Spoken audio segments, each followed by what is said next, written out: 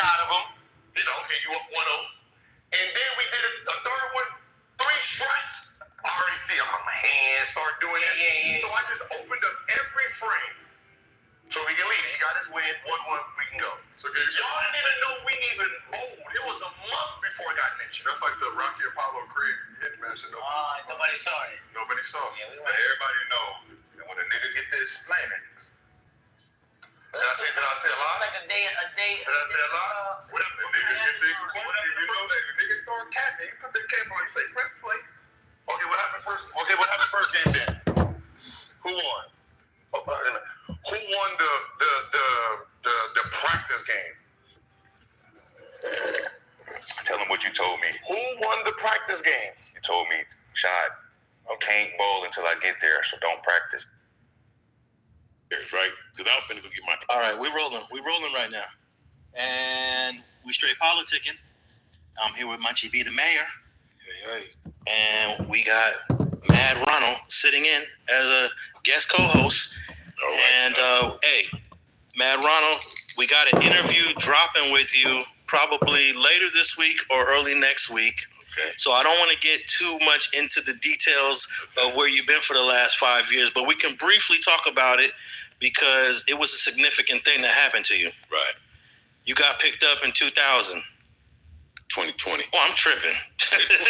You got picked up in You got picked up in 2020 by the GBI, Georgia Bureau of Investigations, here in Los Angeles, and got extradited back there for a Georgia RICO, the same thing that Young Thug and Gunna was facing. I think they hit them after they hit you, right? That's right. Okay, bring that mic a little bit closer in and adjust that volume on his mic, please. Because I'm sounding louder and he's not sounding like... How do I sound? Okay, you sound good now. So what was that all about, man? Well, in reality, the whole thing was a bunch of BS because of the fact that there was someone else that they was under investigation, and I just happened to be in communication with the person. But considering the person that I am, considering my attachments here in Los Angeles and what's going on back there, you know, they want to put me in front of everything. So basically, October 27, 2020, I was at home. And I was working for Uber back then, and I was running my carpet cleaning service. So I was at home, and I had been home probably a few hours because I was up all night working. And I was on Instagram because back then I was trying to do my little podcasting thing. And when I was on there, I received a DM from someone and they had said, "Okay, what you did Saturday was really cool because that Saturday I had." Went to the church on 73rd and Western because my homeboy, Mark Ellis, is a pastor. And he himself comes down from Oakland and he does things like pass out food and stuff because he's from Los Angeles, actually. So he always comes down here when he gets the opportunity and, you know, makes contributions and helps out. So I'm helping them because they're doing the drive-through food giveaway for COVID, right? So I post on my Instagram, my Facebook, you know, they're giving away food down here. Yeah, everybody come down and get some of this food. So that fast forward to Wednesday, I'm on Instagram and someone contacts me on Instagram and they say, "Oh, that was really cool what you did at the church Saturday. I grew up in that church. My dad was the pastor. This, and this, right?" So you know, we chatting. You know, I chat back and forth, like, you know, like social media thing, you know, social interaction. So we chatting back and forth. So then it's actually it's like a female, and they say, "Yeah, well, I work at the Starbucks on 28th and Figueroa. I'm working the drive-through window. Come through and get a free cup of coffee on the house. This, and this, right?" Yeah. Now, you know, that's my favorite Starbucks right there. And it just so happened that was such a major coincidence to me. That was a red flag. So I'm like, in my mind, I'm not thinking about law enforcement. I'm thinking this is a setup. I think somebody trying to assassinate me or something. That's how I'm thinking. So I'm thinking right then and there, how big as the internet is, big as LA and as big as the world is, what's the odds of somebody on the internet contacting me from around the corner? You understand what I'm saying? So at the same time, also, my daughter comes in the house. So me and my daughter up here talking. So my daughter was pregnant. So I'm the daddy. I'm the daddy hollering at her. You know what I mean? So when she come upstairs, she talked to me for a few minutes, whatever it was she came for. So I said, "Okay, I'm gonna walk you downstairs, right?" Because I was finna go get my hair braided. So I walk outside, man, and when I walk to the front door, and I walk out the front door, I'm talking to her, I'm hollering at her, because she's right in front of me. So I get out the door and I look down. I look at my shirt. I said, "Oh damn, I got a dirty T-shirt on because I been up doing Uber all night and I didn't change my T-shirt." So I pull my keys out. Now I'm standing one direction. I'm scanning the street, looking at the curb, and I don't see nothing. Now when I turn around and I pull my keys out and I'm finna go in the door and I get ready to put my keys, I say, "Oh damn, I got a dirty T-shirt on." I pull my keys out. Turn around, pull my keys out. Before I can stick the key in the door, I hear somebody say, "Freeze." Man, I turned around. I had like 60 officers in there with 60? 60? Yeah. Damn. With AK-47s. No, I think M16s, shotguns, and handguns drawn on me. It was the LA County Sheriff's Department. It was the LAPD Metropolitan Task Force. It was the Georgia Bureau of Investigations Gang Task Force, and it was the Federal Bureau of Investigations. It was a joint task force. They had put together a joint task force to come get me. So at this point, I'm like, they said, "Freeze." I turn around and see all these officers. I'm trying to figure out what the fuck going on because I ain't done nothing. How did that many cops just pop out of nowhere? How were they set up? I don't know because, see, remember now, this was the thing. I was being catfished from Starbucks, whoever said they was at Starbucks. Yeah. Favorite Starbucks. Because the key was they wanted me to come out the house. They was trying to get me to come out the house. Because this person would do his own Instagram was probably trying to get me to come out for like 2 hours. "Hey, I'm over here." Because they saying familiar stuff. And the thing they saying to me is like, "Hey, I'm at the 99-cent store now and this and this and this and this, but I got to go back to work in a few minutes." I'm in my head, I'm like, "Whoa, wait a minute. This is too close." Because the internet is just too big for you to be so close to me. This is how I think. So you were walking from where you stayed at to the Starbucks? No. He didn't even make it to the curb. No. I didn't make it to the curb. I was going to walking my daughter out the house. So you just barely got out the door. I took 2 steps out the door, looked down, said, "Oh shit, I got a dirty T-shirt on." Yeah. Pulled my keys out, turned around. I didn't even get to stick the key in the door. I just heard "freeze." They were staged outside already. That was the key. I didn't catch it. My neighbors, because I've talked to my neighbors since then, since I've been back. And my neighbors were like, "Man, they was in the, I think a Spectrum truck or something like that there, and they had all kind of undercover vehicles, and they was here and there." Because my neighbors was looked spooked when I walked out. I just didn't know what was going on because I ain't doing nothing for the police to be looking for me. Yeah. So my neighbors looked spooked. So when they grabbed me, they put me in the car, and it was a trip because when they grabbed me, I'm trying to figure out what is this about because I ain't involved in nothing. But at the same time, by the time that they got me in the car, I thought, "Motherfucker, man, I don't want to talk to nobody. I ain't got shit to say to nobody. Get me to the jail, motherfucker. What time? Look, I want my sack lunch." Look. Because since this interview about to drop soon, we ain't giving it too much. But I just want to know, how long was they investigating you? Over a year. Over a year. I heard I was under surveillance too. Okay, all right. And being where you from, you think it's any significance with this 2020 thing, the year 2020? You think, let's get them now, 2020, ha? Nah, I'm going to tell you what it was. They arrested me on October 27, 2020. Now I'm about to ask, are you from 27th Street? I got questions that the feds is real. You really got to mess me up right there because they got me on October 27th. That's what I'm asking. Operation Cage Dubs.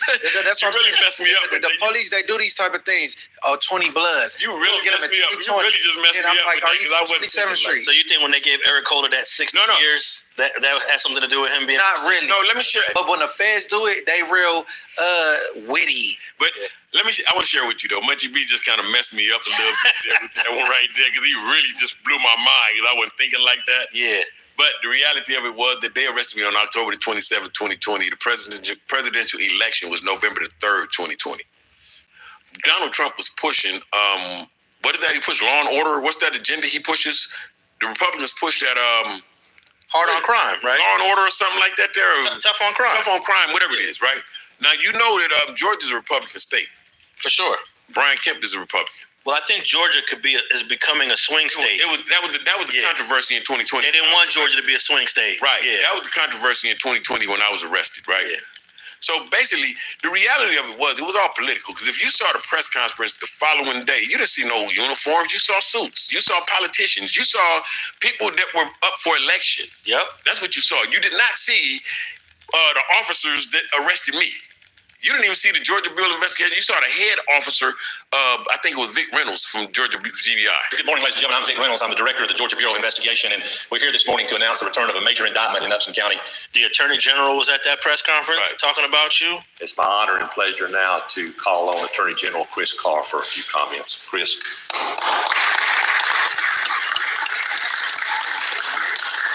Director Reynolds, thank you so much. And let me just start by commending and congratulating and thanking our friends and the men and women in law enforcement that are here today that have worked on this operation for over a year. The safety and security of human beings is a fundamental need. In fact, so much so that our Constitution, in the second paragraph of our Constitution, it says that protection of person and property is the paramount duty of government. And Governor Kemp has dedicated and prioritized in our state the protection of all persons and property. And his vision was to create the Georgia Gang Task Force, knowing that over half of all violent crimes are committed by gang members. The governor was at that press conference talking about you. Right. The 83rd governor of the state of Georgia, Mr. Brian Kemp. Thank you, Vic, for that. And I'm honored to be here. I just want to first acknowledge, as Dan and Vic both did, all the professionals that we have in the room that have worked day and night, literally, on this case and many others to get us to this point today. I know the First Lady has been mentioned, but her and our girls are strong supporters, not only of law enforcement and our men and women serving in armed services, but all the folks that are working with them side by side every day, our first responders and our prosecutors and a lot of other people, quite honestly, that aren't mentioned that are all part of this whole team. So I want to thank you guys for that, as well as our First Lady for being here. I did just want to mention our Attorney General, Chris Carr. There's no greater team player in the state of Georgia than Chris Carr when it comes to stopping street gangs and going after drug cartels and ending human trafficking. It's something that he has worked on. The female prosecutor was at that press conference. My name is Marie Broder. I am the District Attorney for the Griffin Judicial Circuit. I want to start by thanking Governor Kemp. Thank you so much for your fight against criminal street gangs. It should be inspiring for the rest of the country, what he's done, and the encouragement that he continues to give. I also want to thank Attorney General Carr. Thank you for your support. You'll never know how much we appreciate you. And Director Reynolds, wow, your team is just incredible. I can't say enough about Jarrett Ursher and John Melvin, Mike Carlson, and your agents that are on the ground fighting this fight. I also cannot say thank you enough to the lead GBI agent on this case and his team. They spent countless hours pouring into data, investigating these individuals who were committing violent crime. Thank you. And to my team, standing here, thank you for all of your hard work.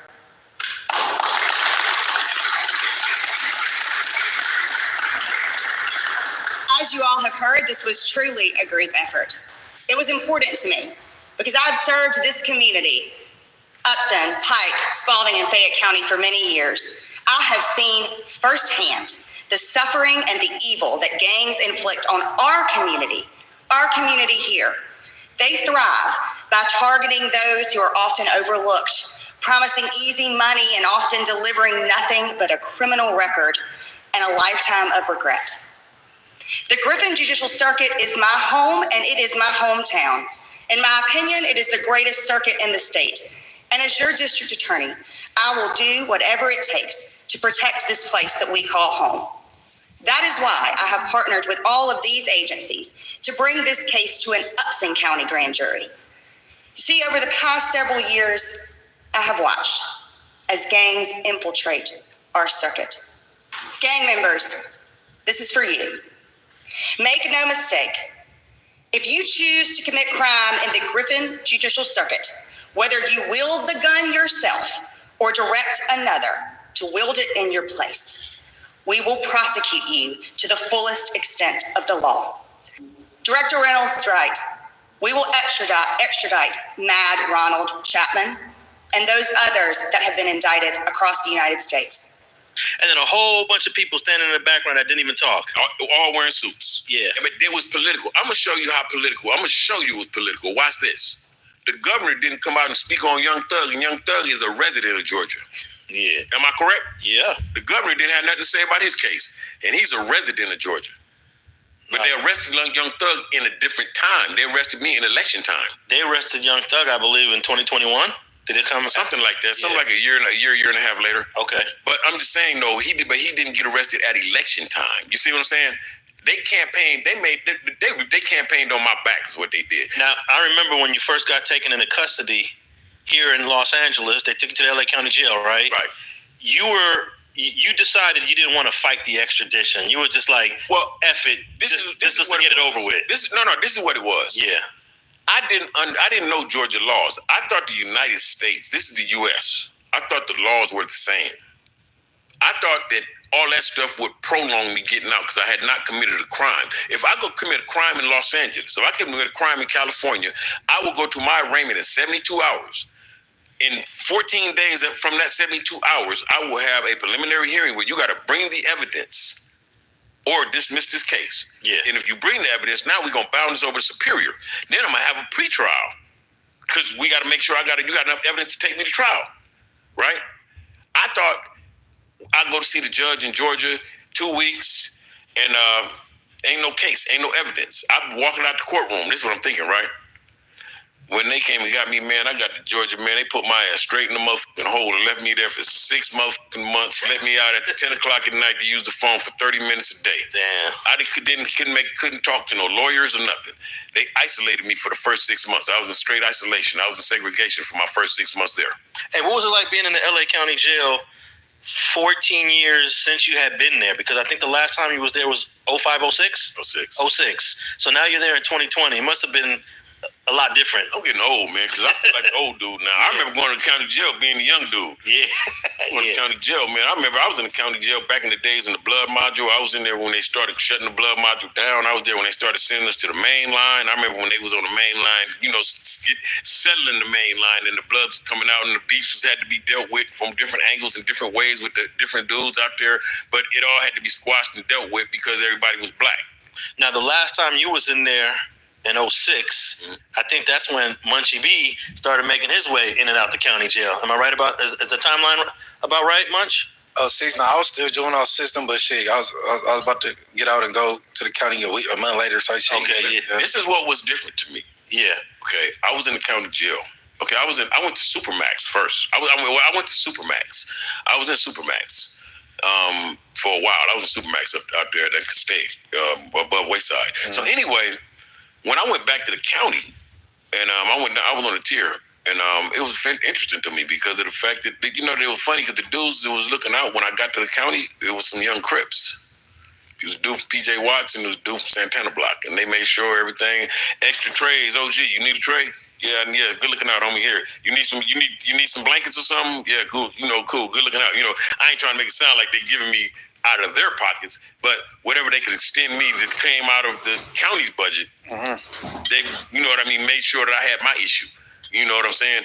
And it wasn't even like the old days in the county because of the fact that, I remember the old days when the first thing we do is hit them up. You know what I mean? It's changed because of the fact that I guess the severity of things people going through and the time people facing in the county jails gets kind of serious. Then the politics wasn't so bad because it wasn't no conflicts really with black and Mexican at the moment. I'm going to say at the moment because you know how that goes, at the drop of a hat. The whole environment and the climate can change. But yeah, I went there. I sat in the county for close to a month. And then they came and got me, man. They took me to Georgia, man. How'd you get to Georgia? What was how'd they transport you? Flew on Delta Airlines. Oh, with either Delta or United, one of them two. So you're on a plane in the back of the plane. They had me in handcuffs. With other people on the plane? Yeah. Okay. Did they know you was cuffed? I didn't hide it.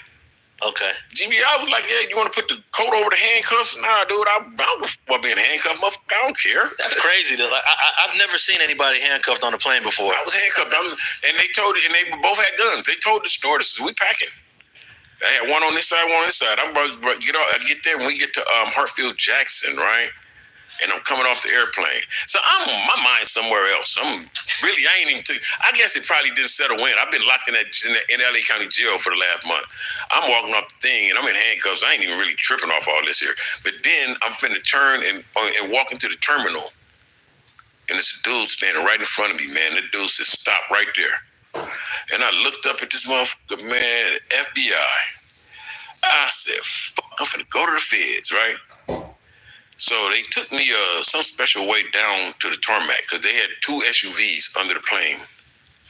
They had 2 black Suburbans under the plane with tinted windows, and they put me in the Suburban in one of them. And then they got me and the 2 GBI agents rolled in one Suburban. The Federal Bureau of Investigations got in the other Suburban. Then they drove around the airport, and another Suburban jumped in. They took me around. They took me around the airport. They drove around like the airport, like the lot. What we call it, The tarmac. Where the ground is at. Yeah. Okay, we drove around the airport. Another SUV jumped in. So now it's 3 SUVs. So now they take me out the back gate of Hartfield Jackson, and we driving on a dark road. Man, you don't know my thoughts, man. Yeah. I thought I'd never see Los Angeles again, man. I said, man, at this shit, I'm looking at all them trees. I'm thinking to myself, how many black people today hang from these trees? You ever been to Georgia? Yeah. You ever seen all them trees? Yeah, it's a very outside of Atlanta. It's a very rural. Yeah, but I'm saying, you ever seen them trees? Yeah. It's millions of trees. I ain't never seen so many trees in all my life, and I would sit there and be like, damn, I know down here they had to hang mother. You've been in LA too long, man. I've been in LA all my life. Yeah. So, the geography different. These places are different. Yeah. So I'm looking at all of this here, and I'm really tripping off of it because of the fact that the thing about it that's mind blowing to me is I'm in the South, and there's a lot of history here. Because when I was in LA and I realized I was going down South, I said, God damn, we done it fighting with all this racial shit with the Mexicans and the whites and this and that. I said, who the fuck am I be beefing with in the damn South? The Klan? This is what I'm thinking. I'm thinking they beefing. I'm thinking there's some beef going on because it's the racial thing. To me, racism started in the South. You know what I mean? This is my perspective of things. I seen the movie Mississippi Burning and all these other movies about the Klan. All that's been down south in the Georgia, Mississippi, all them other places. So you thought you was going to their county jail with some right. KKK. This is my perspective of things. This is what I'm thinking. So anyway, we traveling, man, down through, then we going on our way. And we ride for about an hour, man. It's like one of them long rides, one of them deep thoughts. They got country music playing. It's dark. You know ain't no street lights. You know them roads in Georgia ain't no street lights. Man, they take me, they say we here. They take me to the jail. And I look up, after about an hour, maybe an hour and a half, we get to the jail. They say we here. I said, where we at? They say we at the jail. Hey man, I look out the door. I said, where's the jail? Because the jail only held about 200 people. So their jail might have been the size of one of our substations, something like that. Their jail, the county jail, right? So I get inside and I'm in there and I say, I had to fill out some paperwork and I had to call home and let my people know where I was at. And the first time it struck me, I said, I was talking to my daughter on the phone and I said, yeah, I'm here, this. And my daughter said, where are you at? And I had to ask, where am I at, right?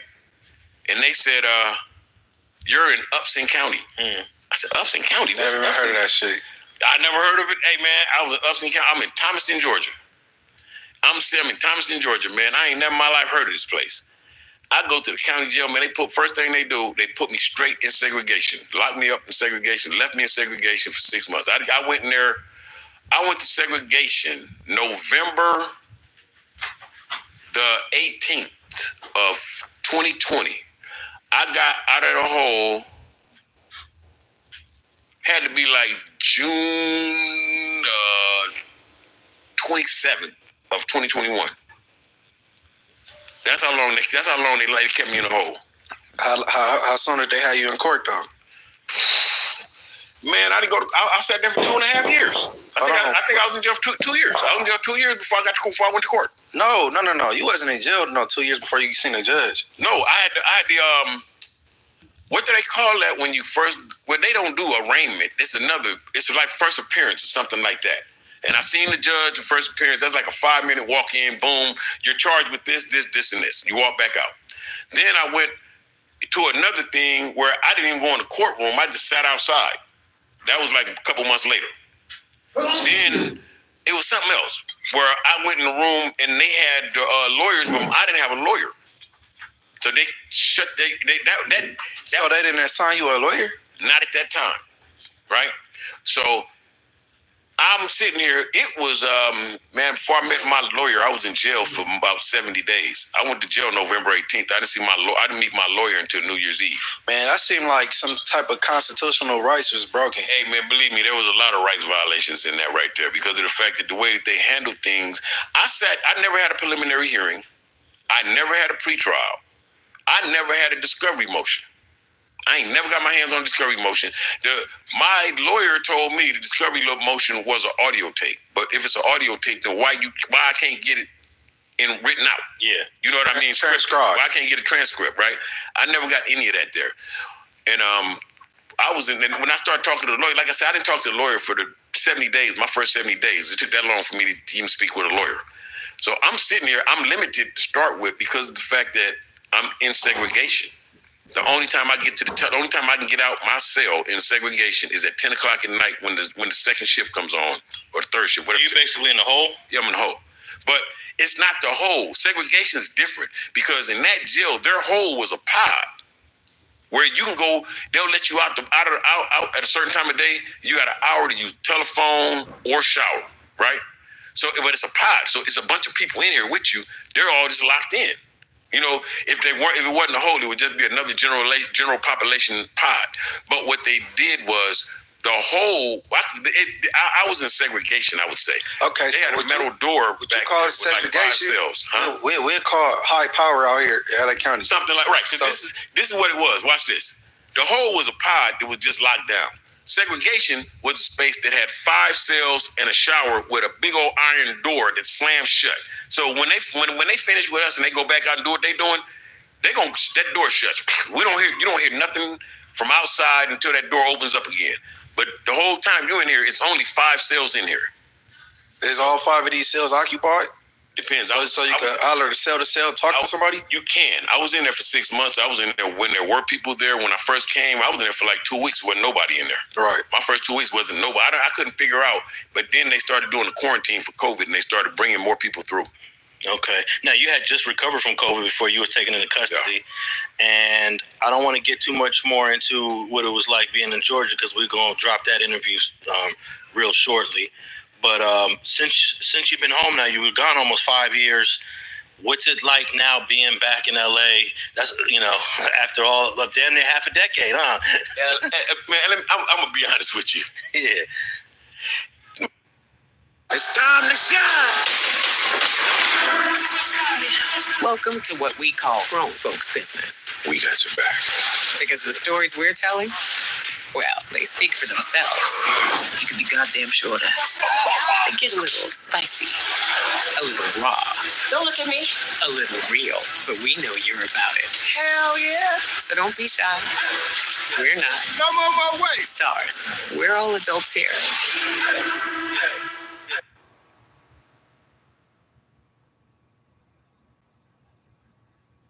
Man, they got cars out here with no drivers in them, and they got robots carrying food down the streets. You got to get out, step out the way for. Oh, yeah. Hey, we got drones in the sky. I mean, the technology is mind-blowing because of the fact that that's the one thing that I look at, the technological revolutions that take place ever so often.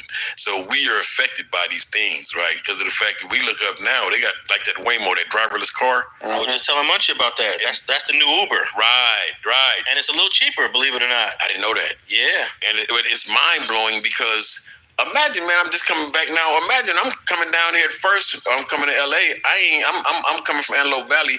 I don't even have a car. I'm riding the train. I'm coming down the train. I'm walking out in the street, crossing the street, look up and see a car at the red light letting me cross, and ain't nobody behind the wheel. Yeah. Can you imagine this? Now, after 4 years, after 4 years of being in prison, this didn't exist when I left. You know what I mean? So in my mind, I'm looking like, wow, what is this? And I see the little robot that carries the food. You know what I'm talking about? Yeah, I seen it going up and down Western. The little robot. You know what I mean? I'm looking at the world like, man, are we in the Jetsons yet? Are we at the Jetsons stage yet? Remember those old days in prison? They would call it the Buck Rogers dates. Well, one of the things in the Jetsons, the Buck. Hey, who just mentioned Buck Rogers dates? That was on Straight Politicking not too long ago, Munchie. That was in prison. You were Flossie. Flossie from Long Beach. Yeah. Back in the 90s, Buck Rogers. if you had a date, if you got out today, Yeah. that's what they'll say. Back in the 90s or the 80s, if you got out in 2025, you got Buck Rogers Day. 'Cause Yeah. remember, Buck Rogers was in the 21st century. Exactly. That was the name of the show. Buck Rogers in the 21st century. Right. You know what I mean? A lot of young people don't remember that. No, that's a great little piece of history there, because we have Flossie from Long Beach 20s talk about when he was in jail and you had your release date was in the 2000s. Right. That sounds like some Battlestar Galactica stuff. Right. That was a Buck Rogers Day. Buck Rogers dates. I met a guy in prison that had so much time, man. I remember this dude had so much time. The dude told him, man, you know your parole officer's daddy ain't even born yet. That's how much time he had. You know, that's a lot of time right there. Yeah. I mean, you know, it was a trip though coming back to Los Angeles though, man. You know what I mean? Because of the fact that if you take a trip to outside of this and you get to see what the culture is like and you get to see the perspective from other people have of LA, it's interesting. Because I was in Georgia with the gang members and I seen them. You know what I mean? I mean, it's a difference from going somewhere and seeing them on the street and being in prison with them. Because now I'm really, really intricately in their system. I see the politicking. I'm expecting it to be LA, but it ain't nothing like LA. Because they don't have the race politics down there and everybody gets along. And I used to always tell them, you guys have a much better much better social system than California. Yeah. But y'all prison system is shitty. Because down there, you can get some time down there for nothing. And I wanted to ask you about what they named the indictment, because Munchie just mentioned that the feds, they're kind of clever. He kind of messed me up with that, right? He really messed me because I didn't think about it. They got me on October 27th. No, but they called your indictment Cage Doves. Yeah, Operation Cage Doves. Now, Big U just got indicted a couple months ago. They called his Draws Down because he's big draws. Yeah. So they called his Draws. Was it just Draws Down or Draw Down something? I think it was Draws Down. Yeah, Operation Draw Down or something like that. So yeah, they're always trying to clever with these names they gave. This particular operation is dubbed Operation Caged Doves, and I'm proud to announce today that it's netting 46 RICO and gang statute indictments. But see, I'm going to tell you something, man, about a lot of that, though. They will vilify you, man. You know what I mean, when it comes down to that right there. I mean, I pay attention. I've been paying attention to like Big U's case and stuff. I don't know Big U personally, but I know Bear Claw. Bear Claw, because he worked great in developing options. He was the grid dude running the developing options program when I was working for Volunteers of America. And Bear Claw was always somebody that was there to offer resources. He used to always offer that, you know, they coached football at Crenshaw High School. Yeah. And he used to always talk about, you know, we can bring the clients up there. I think we got a brother, someone that plays in the NFL, because he used to always talk about getting us tickets to the football games and stuff. You know what I mean? So from having knowledge of the work that they was doing and the coaching and all this other stuff and the young talent they were developing, you know what I'm saying? I mean, I can understand some of this here because I understand the backgrounds of people, and I know that ain't nobody perfect, but at the same time, you know, I also understand how the media and law enforcement will vilify you, you know, because they did it to me when I went to Georgia. They did it to me. I'm working for Uber. I'm on my own business. I'm 100% legitimate. Ain't sold no drugs since 2006, maybe. This is 2020. I'm in a whole new life. Ain't bothering nobody, out here helping the community, feeding the people, getting the kids jobs. But boy, let me tell you, when I got out of the hole, I'm sitting down talking with the captain that runs the jail at Upson County. And he says to me, he said, yeah, man, I know about the public speaking you did, and I know about the work you was doing with the kids out there, but GBI intelligence says that was all just a front for recruiting gang members. Is that right? That's what he told me straightforward. Damn. I said, man, but something I come to the realization of, too, within that fact is that, hey, man, an ounce of bad outweighs a ton of good. Mm-hmm. So as long as you can hold something over my head and try to, you know what I'm saying, try to convict me in the court of public opinion. You know what I mean? Because also, keep in mind, this also is going to influence the jury pool because this is a small town I'm in. So think about the news. This is not no big city. So everybody's privy to the same information. I'm in town. Everybody know I'm in town. People coming in segregation saying, oh, shit, that's him. I'm in the thing. One dude sat up I'm in segregation, and I'm sitting in here, and like I said, 5 cells, right? But what they had started doing while I was there, they had started doing the quarantine for COVID. So they're bringing people back here now, right? So I'm sitting in the cell, and what they do back there is they take your mug shot and they put it on a picture so they know who's in the cell. You know what I'm saying? On a clipboard, and it's hanging right above the cell. So a guy in the cell across from me, he was a young dude. He was a rolling 60 Crip from Griffin, Georgia. He's a rolling 60 Crip from Griffin, Georgia. And I was in the thing, and I was sitting in my cell, and he had said something to me before, but I didn't carry on no conversation with him. Then the next night he was like that, and he said, "Oh shit." He did just like, "Oh shit, I'm in here with Mad Ronald." Oh shit. I mean, I'm like, what the f-? He's like, he started hitting the window, and we start talking. He said, you on the front page. No, I take that back. It was a supervisor I used to talk to. In my first week there, he came to me. I got there like on Thursday. He came to me that Monday. He said, "Man, you made the front page." I said, "Man, I've been sitting in the hole for the last 5 days. What I do here to make the front? I've been locked up in the hole all the time. What I do to make the front page, right?" They were just over there smearing your name in the newspaper. Exactly. Trying to influence the jury pool. Exactly. That's just what I mean. Yeah. Because of the fact that it's a small town, it ain't like the media source is that great. Yeah. And so then at the same time, this is a hometown media source, and all these people are attached and related. You know what I mean? Hey, I think people were looking up to you so much, and correct me if I'm wrong, but I think you're one of the first LA gang members to ever be on the internet. I think I was. Yeah. I think I'm the first. I swear to God. Yeah. And I this What makes you think that? Because I put him on the internet. because he put me on the internet. What year? 2000? Something. No, the 90s. Either late night. Remember you started writing those articles? I started writing it. Yeah, you started writing I started writing in 2000 and was it 2000? It could be either. But I got interviews before that. I had interviews before then. Yeah, you started off writing articles. I started off writing articles. Yeah. I was like, long time. And then I people. don't think he's the first. Well, who else? It wasn't nobody back then. See, this is The internet was dry back then. No, let me share with y'all. Share with y'all the difference, right? What he's saying is that in those times, there was no Android. There was no iPhone. For everything that you did, you had to sit at that PC, and we didn't have the modern technology that we have right now to be able to do this so easy. I had a rundown office on Adams. Yeah. See, to like I was saying earlier about when he was doing his videos, and he put a video up, and the video, back in them days, technology, the choppy video, we still trying to watch it. But there were no other gang members. And when I say that on the internet, I mean, I'm somebody that was on the internet engaging and somebody that was already creating content. Back in them days, gang members would look at me and say, "Man, you on the internet? What you on the internet?" People look at the internet, they look down on it. I seen interviews with B. Brazy though. B. Brazy from Denver Lane. Well, that was more music related. That was more. All his stuff was about rapping. And then I was talking about a guy that ain't a rapper, right?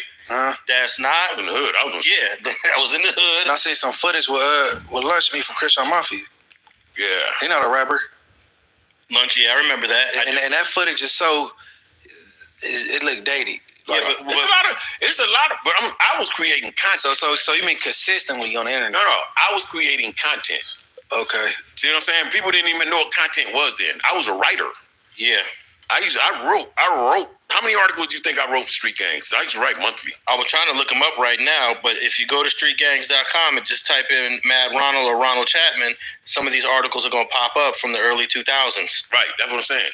But the thing about it was that there was no Android, there was no iOS, there was no iPhones, there was no instant access to the internet. We couldn't pull the computer out of our pocket back then. Because nowadays, dudes is doing online now. You got guys that are online, they just pulling their phones out. Boom, pay your phone bill, you can get on the internet.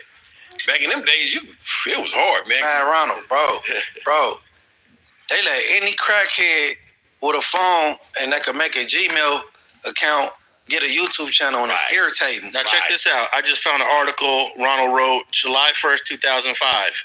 My Side of the Racial Divide, Part 2. Oh, yeah.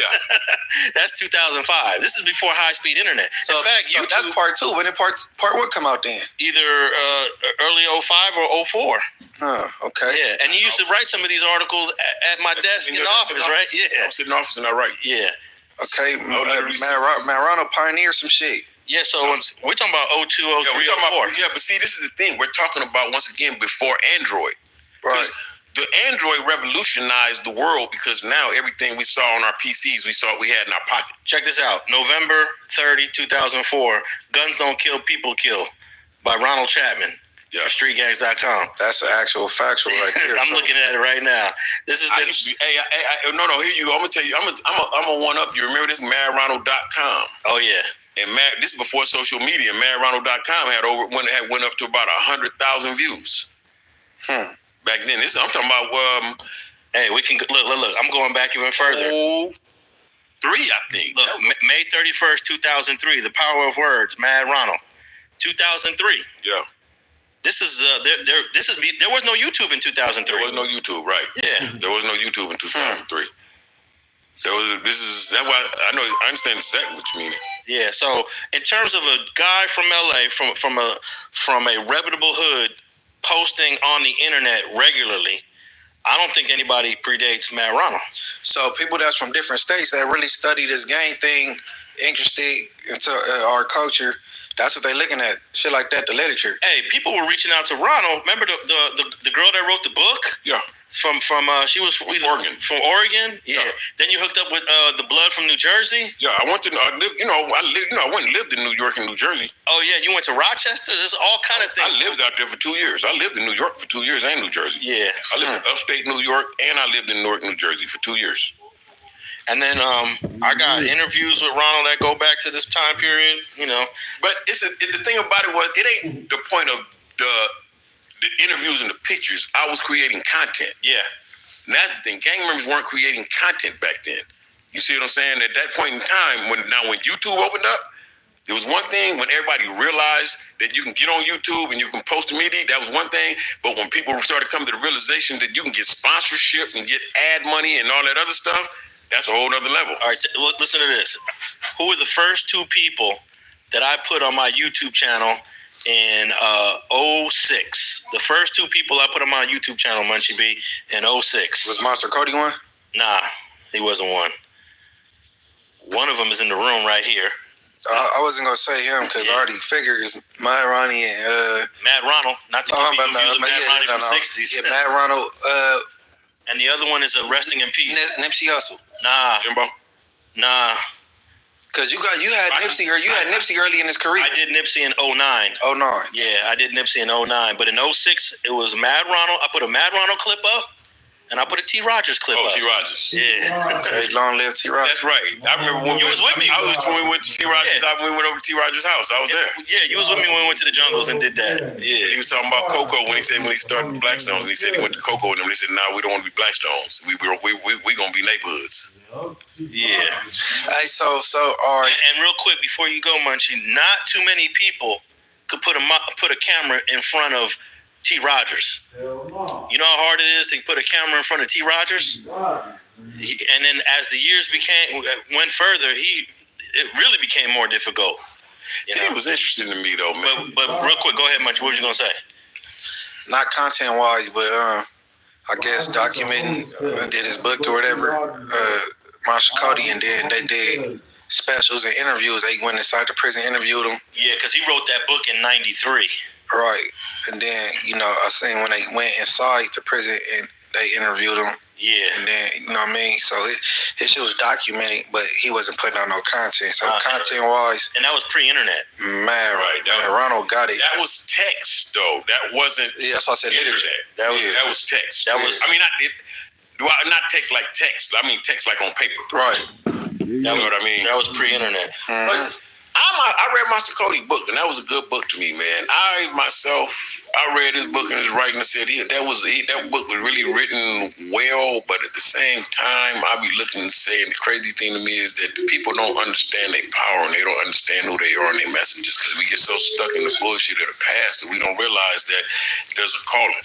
If you write a book, man, and you can go articulate this lifestyle, but then you can also give us a pathway out of this to the other side, back to safety and back to have means and a way to be able to look out for the community and advocate for safety, then that right there is a great thing. And when you look at someone like Monster Cody, I know that he talked about the history in his life and the war stories and all of that there, but could you imagine what effect he might have had in gang intervention if he would have really had a voice in something like that? Well, you know, his issue was he was addicted. I know. And if That's why I say he didn't know he didn't know his greatness. bro was intelligent. Man, he made murder sound beautiful. Yeah, but he didn't. No, for real. He didn't know his greatness, and see that's what I mean about that. Because with a lot of people in the streets, man, I hate this about the streets. That a lot of people that are talented were dumbed down in order to be around a bunch of ignorant people. You know, you got some smart, intelligent people, man, that want to be around a bunch of dummies, so they can't demonstrate how smart they are. Yeah. You got dudes you got rappers that might have went to college, but they rapping like they've been in prison. Yeah, because they want to fit in. You know, people got to be comfortable being themselves, but at the same time, our leadership comes from the streets now. Because the most powerful thing in the world, I ain't gonna say in the world, the most powerful thing that I've seen in the United States of America, I think in the fastest growing movement is the Bloods and the Crips. And I think that the leadership is coming from there because the evolution of thought and consciousness is starting to develop now because we have intervention.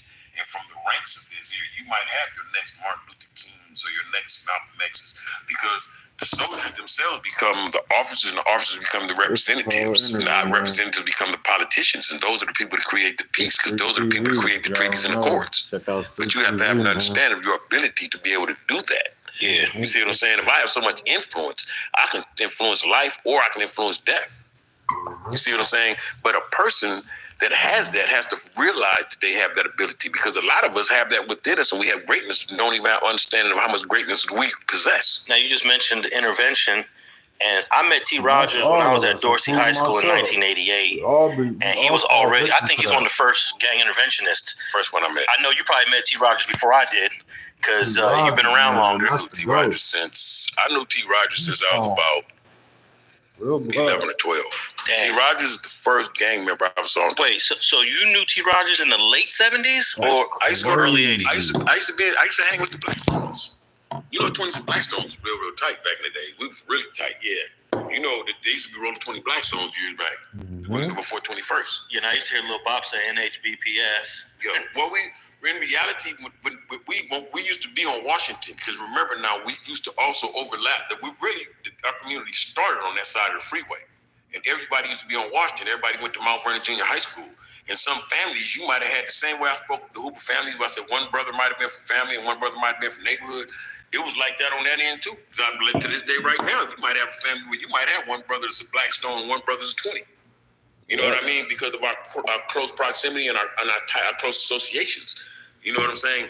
But T. Rogers, I met T, man, I was probably about 11 or 12, man. And T was interesting to me because of the fact that T was the first gang intervention person I've met. I was on television with T. When I was 14 years old, T was working at a program called Say Yes. I remember that. Me and White Boy Dre from the Jungle were on TV with him. And I didn't know this was so long ago, man. I always wondered whatever happened to that footage right there. And T came and picked me up. That's when it was going down too. It was real serious. T came and got me one day, and he said, man, I want you to come. I want to take you somewhere.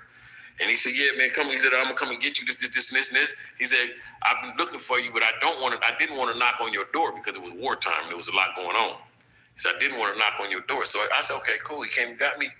And him and he picked up White Boy Dre, and they came and got and he took us. I forget where. No, as a matter of fact, the interview took place down off of Crenshaw in 39th. The plaza where Say Yes was at, if I'm not mistaken, was by the Sentinel, behind there. You know that back street off of Crenshaw? You know where the Sentinel was at, right? Yeah, you're talking about, that's Bronson. That street back there where they got the plaza, backside of the plaza? That'd be Bronson and 39th. That's what Say Yes was at back there. On the back. In the backside of the plaza back there. I remember we did the interview. We went there and did the interview. And I learned a lot from T, man. T was like a mentor to me, man. When I was growing up, T was somebody, because, my thing dealing with, especially like me dealing with them, I never had a separation dealing with the city because of the fact that all of them, I've been around a lot of them before everybody was even claiming all this stuff. You know what I mean? And we was friends back then, and we all remain friends to this day. But T was somebody, man, that was articulate because of the fact that T was an actor. Do you know I ain't never seen, I'm in the streets. I'm just now getting in the streets. T's acting. T was in, with Jim Brown. T was in, I think the movie Crack House with Jim Brown. He was in Colors also. He was in Colors too. He was acting. He was really, really doing this. I was somebody that was impressed by this. In the streets, the most I can see is prison and jail. that was somebody that had a vision. He had to have a great imagination in order to be able to put himself there because he had to have to visualize himself doing these things. He was on an episode of 21 Jump Street, the old show from the 80s. One day I'm watching it, and I'm like, damn, that's T. Rogers. Yeah. You know, so yeah, we all kind of looked up to T. Rogers. T. Rogers was a mentor. He was a great mentor. You know what I mean? When I was coming up, T. Rogers was, and I'm gonna tell you, man, the one thing about T that I can honestly say, I ain't never got no negative information out of T. I know T. I know T was with the business and what he was and how it went, and you know what I mean. And I know his history and everything with all this here, right? But I ain't never got. T was a person I never heard him speak anything like negative, like some gangbanging, like go do this, go do that. Y'all, I ain't never heard him speak like that. Nah, even when he got indicted in that stupid bullshit ass Blackstone indictment. Cold Stone? Yeah, it was just him. It was a girl kept on asking him, I need a gun, T, I need a gun. And he's like, why you need a gun? What you need a gun? And he finally gives an, all right, I'll get you a gun. She was wired. Right. She was wired by the feds. Right. So it's kind of entrapment. It was kind of entrapment. That's what I'm about to ask. Like, man, once somebody is like elected, so much, like, you know what I'm saying, then he finally give in. It's like you begging, so that's entrapment. Yeah, but hey, he ended up, I worked on his case. We ended up getting him a good deal. We got him, he pled guilty to 4, and they were going to let him out in 1 if everything was cool. And he came home in, I think, 1. Right. Yeah, so that was a real, and the prosecutor on that case was a girl I went to USC with. Oh, that's fascinating. So we would talk, and she would tell me, T. Rogers is the leader of the Jungles. And I'm like, I grew up with T. Rogers. T. Rogers ain't the leader of the Jungles. Right. So I'm having this debate with the prosecutor, a sister that I went to USC with, and we're going back and forth about T. Rogers. That's the vilification. Exactly. She was doing in law enforcement. She was doing the exact same thing that T. Rogers. That's the vilification. Yeah. But this is the thing. And now watch this. I'm gonna show you something about this. When they do an indictment, the RICO or any of these other gang indictments right here, they gotta make you the worst. They gotta make you become the boogeyman. They gotta make you the boogeyman. Because you know why? Now watch this one. Do you know why? Because they don't indict punks. They don't make indictments. But you ain't seen no motherfucker. They ain't indicted not one person on the RICO and said, yeah, he's the softest dude around and this and this and this. Yeah. You see what I'm saying? They gotta make you that because of the fact that when that jury pool is looking at you, they gotta look at you and they have to see this horrible person. They want them to see the tail and they want them to see the horns coming out your head. Well, it turns out the boogeyman T. Rogers only did 1 year. So how much of a boogeyman was he? He only did a year. Right, he went right home though. He got out of that They're shit. trying to give you 20. Right? He did hella appeals, all that to get his shit knocked down. 20 years per count. I had 2 counts of the RICO. My deal they first offered me was 18 years. I turned it down. I said, man, I ain't even committed no crimes. I ain't taking no 18 years. Yeah. The only reason I took a 5-year deal. And the only reason I took 5 years because I could see the other side of it. That's the only reason I could see 5 years. If I went into double digits, man, I would have died in prison. I was already in there for about 2 years when you took that deal. So I was already in for 2. Yeah. So you know what I mean? I would have messed with that 40 years, I'd have died in prison because I'm 57 right now. So imagine I got 30 more years left, if that. You know what I'm saying? So myself personally, I see, like I say once again, how the media and law enforcement works. That's the same as, watch this. Here's a historical piece, and you've heard this before. Originally, the urban subculture groups of Los Angeles, I'll call them, didn't call themselves gangs. Because think about this here. Those that came before the influence of the gangs were the Black Panther Party and the revolutionary movements of the 60s, right? This is what the Black community looked forward to, right? As time progressed in the reconstruction of these groups, when they started taking on their own agendas with some commit crime, rob somebody, some unorganized crimes, right? Over the course of time, the media and law enforcement started labeling the word gang. Yeah. Because I remember when I was a kid in the 70s, you said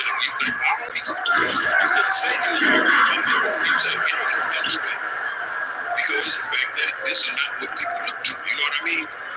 This is not what people look to. They didn't look to the gang structure. They looked to, you know what I mean, whatever it was. But everybody, they were really, a lot of people trying to just emulate and create something of imitation or emulate what was already around. A lot of people wanted to look like the Panthers, wanted to be a Panther, couldn't be a Panther, so you had to get your own. You know what I mean? But at the same time, the thing I'm saying is that initially in the beginning, the initial groups of people, they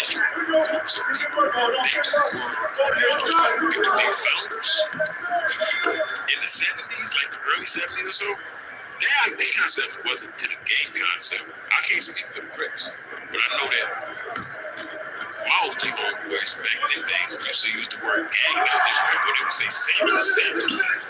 But we wouldn't say the gang. The gang was certainly given to us once again by the law enforcement and by the media. In the 80s, everybody just said, "What set you from?" Right? They didn't say, "What gang you from?" I don't think I ever heard anybody say, "What gang?" All of that came. There was an evolution. Once again, the evolution, because also there was the independence of all the different groups that existed inside Los Angeles that weren't groups. And at the same time, there was a lot of I would say there was a lot of camaraderie because of the fact that everybody had common enemies and common enemies with the Crips, because the Crips felt that were enemy to the Crips.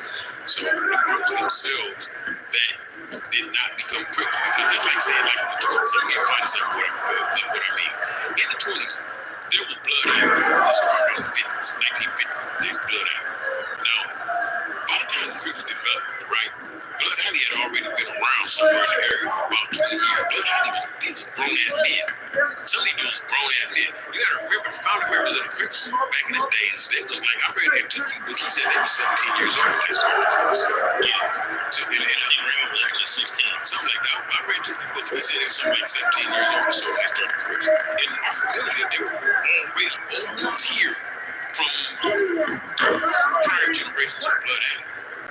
So there was no way to dominate this community because in reality, this community was established the same with a lot of other that existed before all the gang conflict that were independent. Because neighborhood, it wasn't an NHB, it was an NH. Which is NH, right? NH, yeah. It was NH or NH, right? But the thing I'm saying, it wasn't big. There's a lot of other groups didn't have peace on they existed at the groups they were.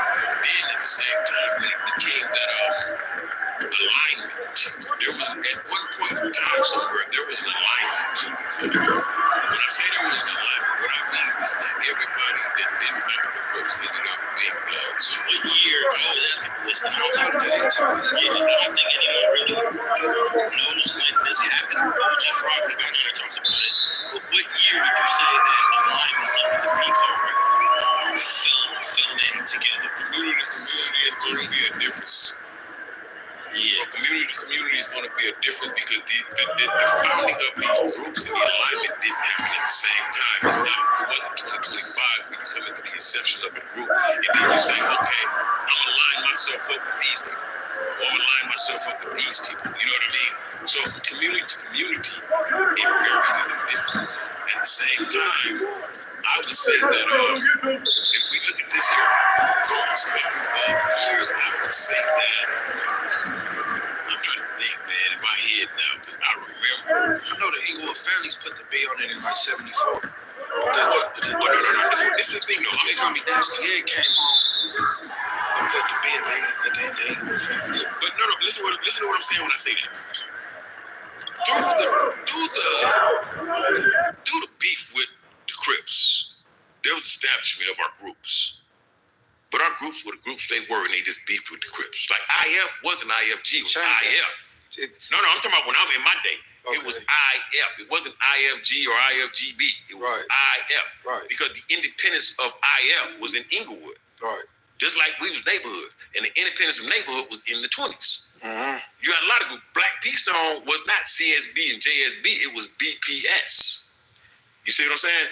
But this represented the independence of these groups initially. And then years ago, the Denver Lanes were just Denver Lane Boys. Right. Yeah. Denver Lane Boys, Athens Park Boys. Athens Park, the Green Jackets. Right, but the thing I'm saying, though, see, that's before my time there, but the thing I'm saying, though, is that when you talk about it in this fashion, right, all in all, it was those that didn't get along with these guys, because Sun Tzu says the enemy of my enemy is my friend. those that didn't get along with these guys, we running. You could be downtown LA. You run into some dudes down there with red flags in their pockets. Where y'all from, man? We from we from Oak Coast. We all get together, kicking it. We all because we get along because we know that we got to fight them. Hey man, you know what I hate, man? I hate this thing that community revolution and progress. That's bullshit. That came after. I don't know nothing about that. That's cap. And I don't know nothing. I never heard that in the streets. I don't know nothing about that. Crips was bullies going up to schools, installing fear, and going to people's neighborhoods and installing fear in people, trying to make them turn Crip, or they say Tucky and be like Crip or no. Right. Like, that was all that, I read that in his book. You know what I'm saying? To even just pull up and try to strip people out of their jackets and all that little shit. So like to make it seem like, oh, we did this to for our community. All that is bullshit. And I hate that narrative to make these dudes seem like superheroes. Now, and that ain't the case. I'm gonna share something with you though that I heard I heard that when Rosie Greer had something going on with the Crips when he was trying to pull something together with some politicians around the mid-'70s. And I heard that's where that community revolution in progress came. Yeah, it came under Tom Bradley because they was trying to take a proposal to Tom Bradley, Rosie Greer, and all these other gang interventionists. I guess Rosie Greer would predate Jim Brown as a gang interventionist. Yeah. So they wanted to take a proposal to Tom Bradley, and they came up with this. CRIP stands for. First was Community Revolution in Progress. The city said we don't like revolution, so it became Community Response in Progress or something. But Munchie, that was created after the fact to get some money, right? Some government funding to do some gang intervention, whether it was Rosie Greer and Tom Bradley. I just get sick of watching these. In Blu-ray's Black Redemption, Tookie Williams don't acknowledge Community Revolution in Progress because he said he didn't mess with Rosie Greer. He said he didn't even. Rosie Greer tried to set something up and he didn't even show up. Yeah, because he was a Shermhead back then. He wasn't messing with none of that stuff. Yeah. Yeah. I just don't like all these documentaries and they act like they're just, you know what I'm saying, just protecting their neighborhood and all that. It's BS. Raymond Cook was one of the dudes. He goes by the name Danifu. He was one of the dudes that helped write, some of the stuff for the city, with Tom Bradley, Rosie Greer, right? And he's on Facebook. Man, I've been wanting to interview him to really help, tell that history. Right. This was like 74, 75. Right. And see now, like me, man, I was from the set, man, in 76. So it's like a lot of the history that people speak of, a lot of this I remember. Now, when you, in 76, was the B already put on there? It wasn't. Not yet. That's what I'm saying. We put the B on it. Yeah. That first generation didn't put the B on it. And I had an interesting conversation once with a homie. So when did the B get put on NHB then? Between 78 and 80. Okay. But NHB was Bloods already because once again based on the allies, right? Because we with Inglewood and we with the Jungle and Harvard Park and the villains and we with Outlaws and we with everybody they didn't with because we didn't with them. With you know what I mean? Because see the thing about it was that this was the thing. Even if you read Tookie's book, he says in the book they was trying to blanket the communities. They was trying to dominate the communities. Those that resisted ended up being oppositions. Mm-hmm. That's why that's why it ain't that many blood sets. Yeah. Because a lot of had it not been for the Crips, a lot of original gangs would have still been around, but they got absorbed. You see what I'm saying? But at the same time, see, like my recollection of it is crazy because of the fact that I remember back in the 70s, it was different. I remember people got along. I remember Bloods and Crips. It wasn't a situation of the murder rate wasn't like it was. When did the rivalry with the Harlem 30s Crips really kick off? If you remember that, 20s and 30s they never got along.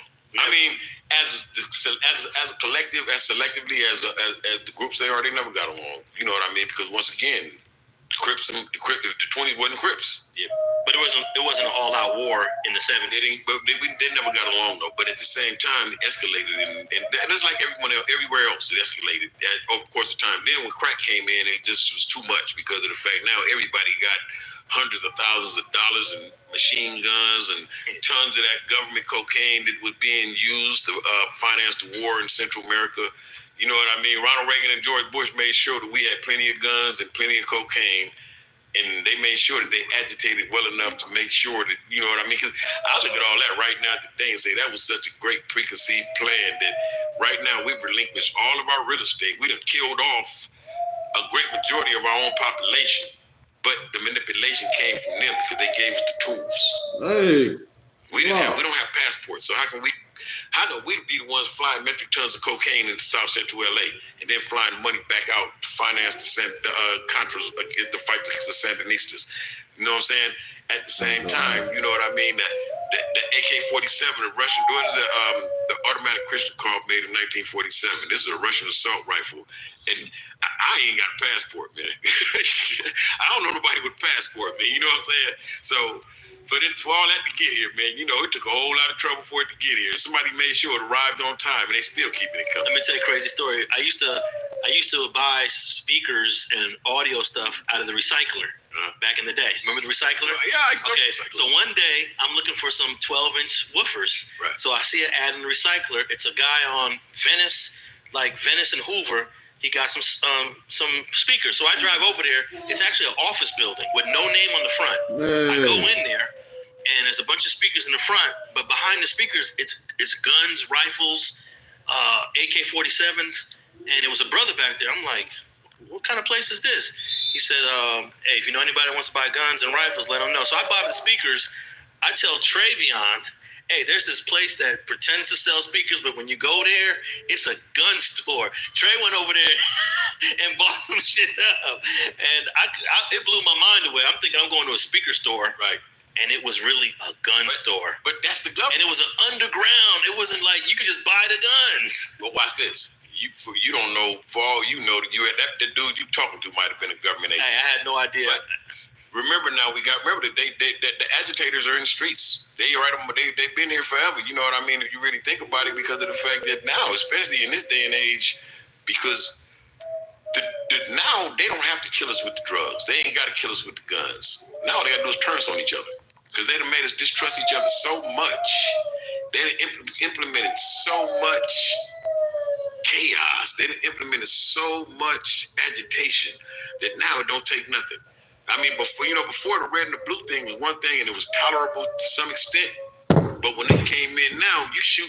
We ain't nothing tolerable now, because if you shoot the homie with an AK-47 25 times and you blow his arms and his legs off, ain't no coming back from that. Because we want to do the same thing. That's the difference from having a fight and somebody got beat up and went to the hospital, and maybe got patched up at home or something. And I say it like that simply because of the fact that that's the level of escalation that came once the government came. When I remember being young, when somebody might have got beat up and got hurt, that was it.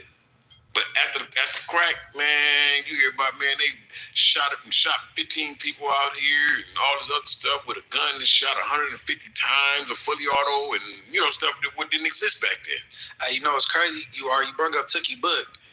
What is it? Blue Rage Black Redemption, right? Blue Rage Black Redemption. All right, then you brought up Blood Alley earlier, and you said these gangs pre-existed the Crips, right? Right. So I noticed in Tookie Book, and he was talking about how the West Side Crips was going at it with my G homies before it was Ingo Friends, the chain gang, but they said they go over there fighting, but the homies it be pistol play because they was much older, Right. because like before it was Crips, like the homies was already there, so they was basically teenagers and kids.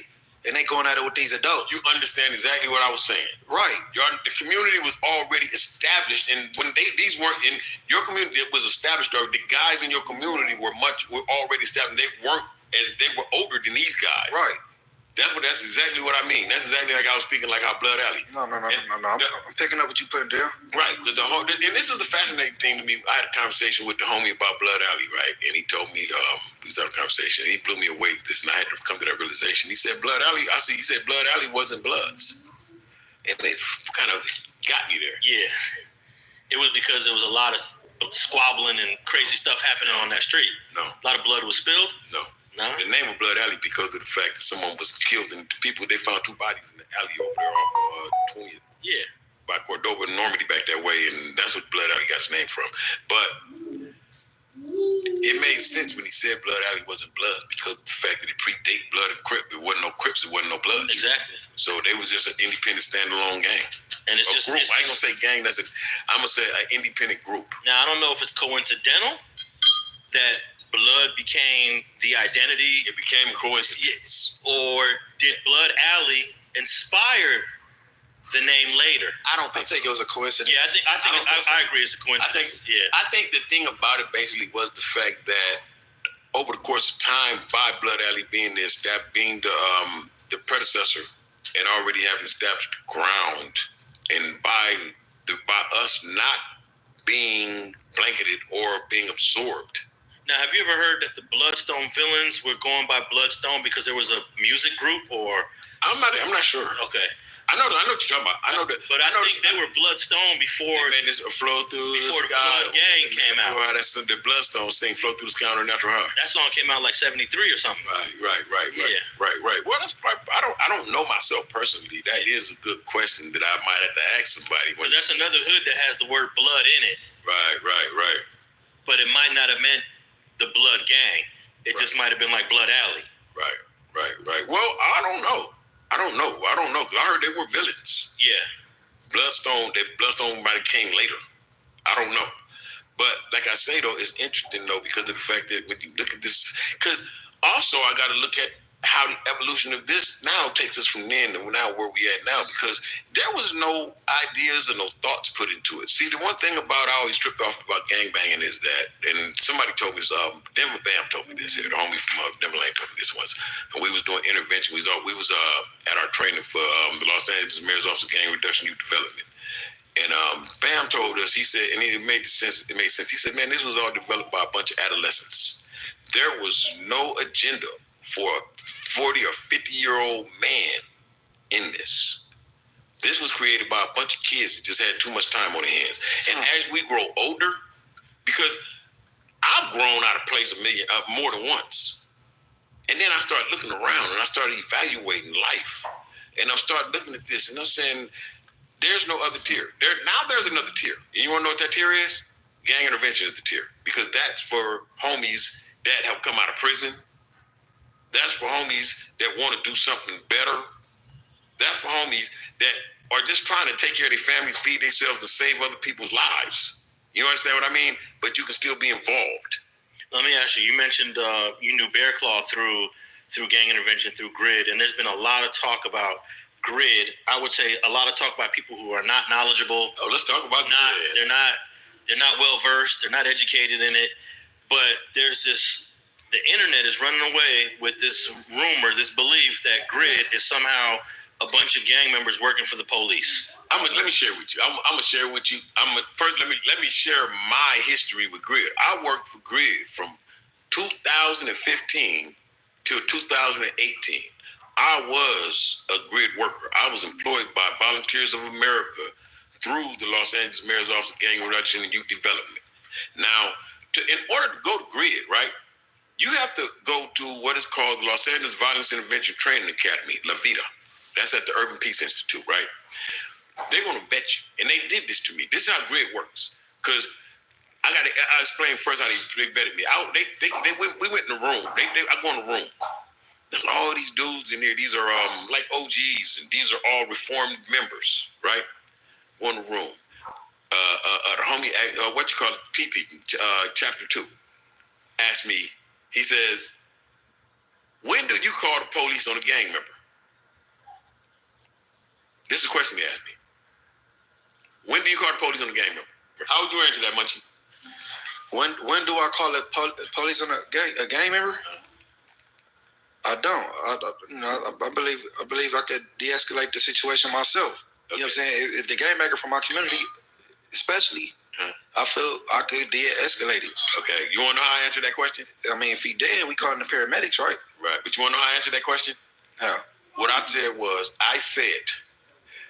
if a gang member shot a child, if he shot a little kid, I would go to his homies and make them aware of the situation and the consequences, and let them take care of it however they wish. Right. He said that's a good answer. He said, you know what happened if you would have said you would call the police on a gang member? I said no. He said you wouldn't be in here. Now this is coming from PP from GRID Q102, right? Yeah. Chapter 2 executive director, I think he is. Yeah. Yeah. Gerald Cabot. Yeah. He says But he said you wouldn't be there. Because, see, Grid, you can't compromise the reputation of Grid simply because of the fact that Grid worked with hardcore gang members. Now, have you heard a lot of this misinformation about Grid on the internet since you've been home? I was hearing it when I was in jail. Okay. But that's all because people don't know. You don't know. Okay, this is the interaction with Grid. I work with Grid, and I had to deal with the police all this here, right? Let me explain to you about Grid. And this is one thing I've heard about Grid that people always talked about, too. Okay, this is Grid's interaction with law enforcement, right? I ain't going to say first responder. I'm going to call myself a second responder, right? I say a second responder because I'm the Grid worker. If someone gets killed in my community and it's a gang-related murder, I got to come to that scene. I got to talk to the homies. I got to go to the police. I got to get the report and find out what's going on. I got to call my supervisor, let him know what's going on. I got to make contact with the family. I got to offer the family services, like victim services and stuff like that there, right? Now, I got to do a report in the morning. There's a report I got to turn in the morning, right? I got to write reports, but watch this. Because this is what I heard on the internet. People say, oh, you got to write reports? Oh, you write reports for it, this and this and this, right? This is how the report thing go. You write a report, but you got to wait until you get the police report before you write your report. The police don't write their report based on your information. You write your report based on their information because their information is based on the facts. They're the ones on the other side of the yellow tape. You see what I'm saying? Bro? I can't write a report and tell you nothing on this side of the yellow tape when the crime scene is over there. You feel what I'm saying?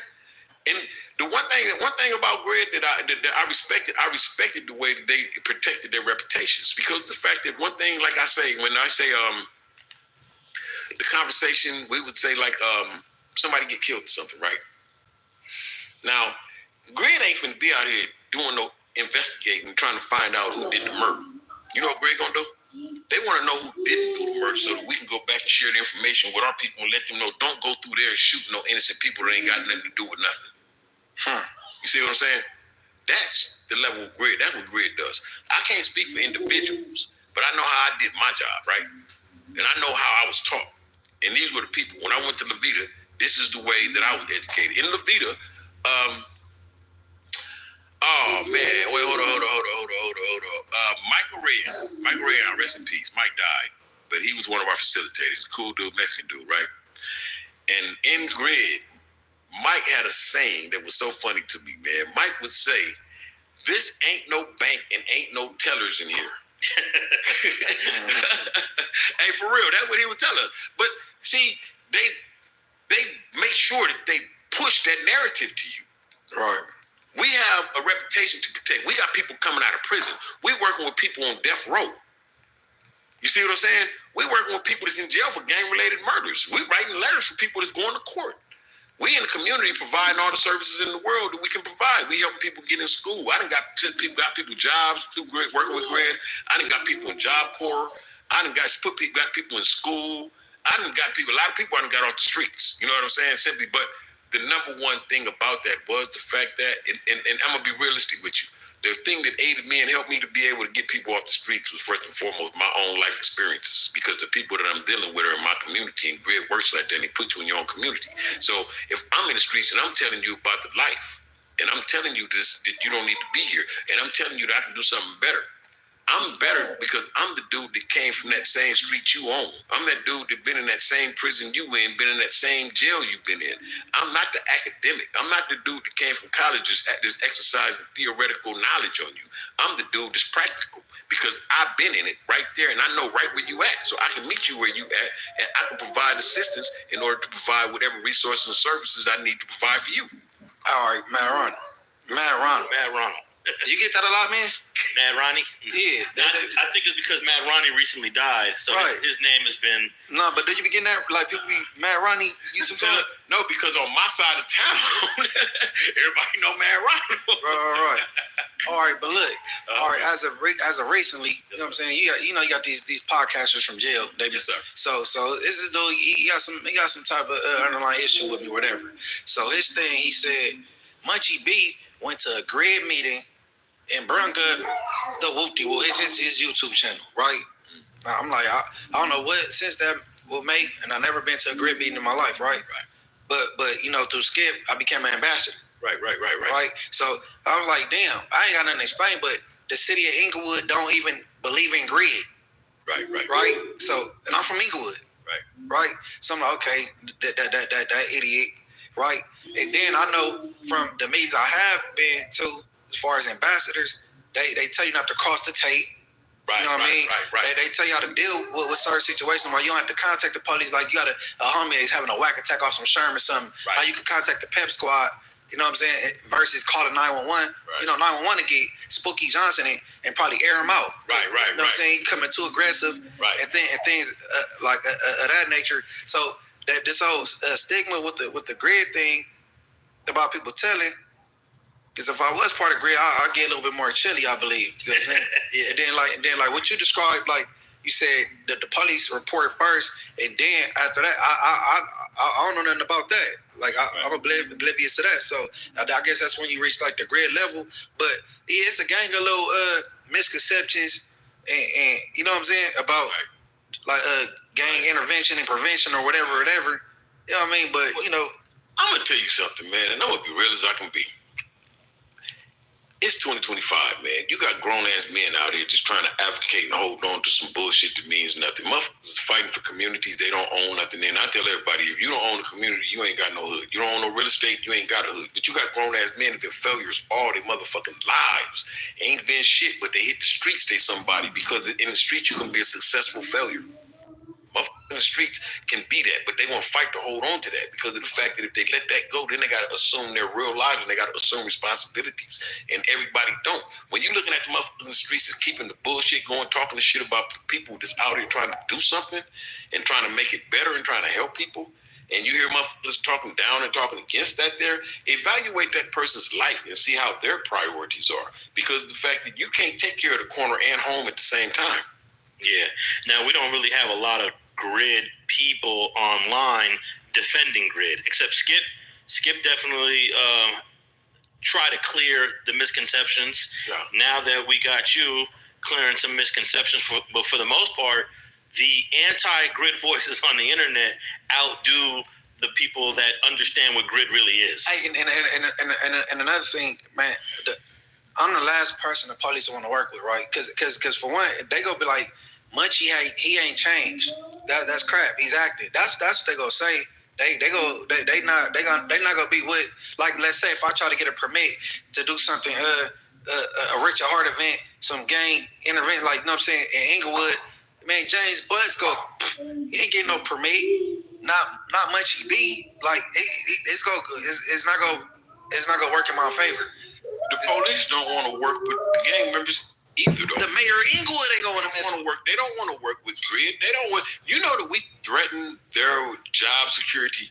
Do you know that the intervention workers? Can you imagine that the level of? Okay, let's say this. I was at the table in 2009, and I remember with the 30s, and we came up with an agreement of some sort where when you leave, y'all leave us alone, we'll leave y'all alone, and the shooting stopped, and it ain't been a murder since then, right? That was me and Skip and Monster and whoever else was in the room with us, and it was a bunch of 30s, right? And the thing about that is this here, man. When it comes down to all of this here, and we looking for everything what it is, right? You're going to always have people that's going to speak about what's going on, but they don't know what's going on.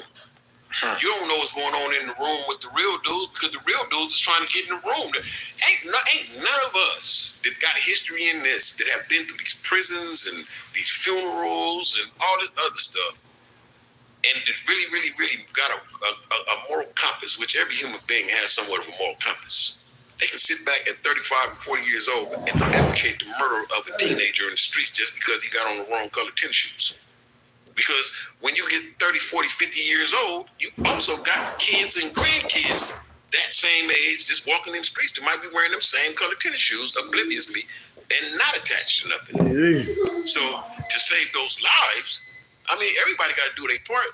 And the thing about it, it's fascinating, like you saying, Munchie, I'm going to tell you something about that, Munchie. Keep this in mind always. And like I said a minute ago, an ounce of bad outweighs a ton of good always. People going to always talk. You know what I'm saying? You got people that's always going to be haters. You're going to have all that there. I learned keep moving forward. Because if you're talking about me, you ain't doing nothing. I'm making moves while you talking. Yeah, you kind of missed a lot of the hater stuff on the internet, right? Or did you ever? I don't worry about it. I don't care about it. But did you ever get a bunch of haters on the internet in your DM or? Not really. I never trip because I don't be on that. I don't be on the controversies. Man, but I learned a lot of people just be wanting my spot. But Munchie don't be doing nothing and got like 10 haters already. You're gonna have I'm that immune though. to it now, though. You're gonna have that though. You gotta remember, man. Either direct, indirect. Either they gonna speak or they gonna be quiet. They gonna exist. You can't do nothing without the haters. They're there, man. You gotta be. You know what I'm saying? And the key objective to that. The key objective to that is this here. You can't glorify them and give them the shine. You can't take the time of day to be saying, "Oh man, I'm not gonna take 30 minutes a day to get on." If you get on the internet and speak on me for 2 minutes, I'm not gonna spend 30 minutes trying to justify myself. Now I want to ask you about some other gang intervention work you did because I remember, I don't know what year this was. This had to be like 02, maybe 01. You was doing an event at Lauren Miller Park, and you had Tony Muhammad pull up. Yes. And I didn't even understand your relationship with Tony Muhammad at the time, but it had to be pretty strong because he don't just pull up for anybody. Right. He came to Lauren Miller Park. What was that all about? Well, the minister is like one of my mentors also. And this once again, this is that circle of people that just want to do good. We don't have to it ain't got to be a religious thing.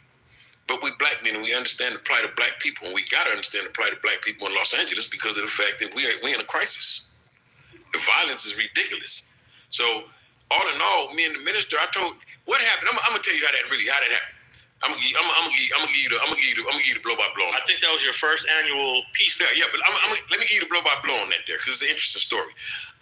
One day I was listening to the radio and I heard Steve Harvey speaking on the radio and he said that they was going to be at Stop the Violence Foundation. And I was already a member of the Stop the Violence Foundation. You know, I graduated through the Stop the Violence Foundation in 01. So I was already a member of the foundation. I was already attending my meetings and going to class there. Now, was that Stop the Violence, Increase the Peace? Yes. Khalid Shaw? Khalid Shaw. Out of Inglewood? Khalid and Naeem Shaw, yes. Okay. Harry Crenshaw? Yeah, Khalid and Naeem Shaw. So anyway, on that date, Steve Harvey said he was going to be up there. So Steve Harvey came. So I'm standing in the door of like a meeting room. I'm standing in the door of the meeting room because it's hot in the room and there's a lot of people in there. So I'm standing in the hallway and I'm standing here at the door so that the air is on in the hallway. So I'm trying to be cool while I'm in here, right? I don't want to go in the room with everybody because ain't nobody in here yet. So I'm standing here and here comes Minister Tony Muhammad with Steve Harvey. And whoever the other guy was, like maybe security or something, right? So I'm standing there, I'm just minding my children. The minister walks up, and I said, "Minister, how you doing, sir?" He said, "Oh man, Ronald, what's up, man?" You know, minister, me and him was real cool. Minister always, you know what I mean, he greets me in a good way. Even I have the greatest respect for the Nation of Islam. I got the greatest respect for the FOI because they treat me with the greatest respect. I ran into him in Lancaster not too long ago, and I started talking to the dude, looked and said, "Man, ain't you mad, Ronald?"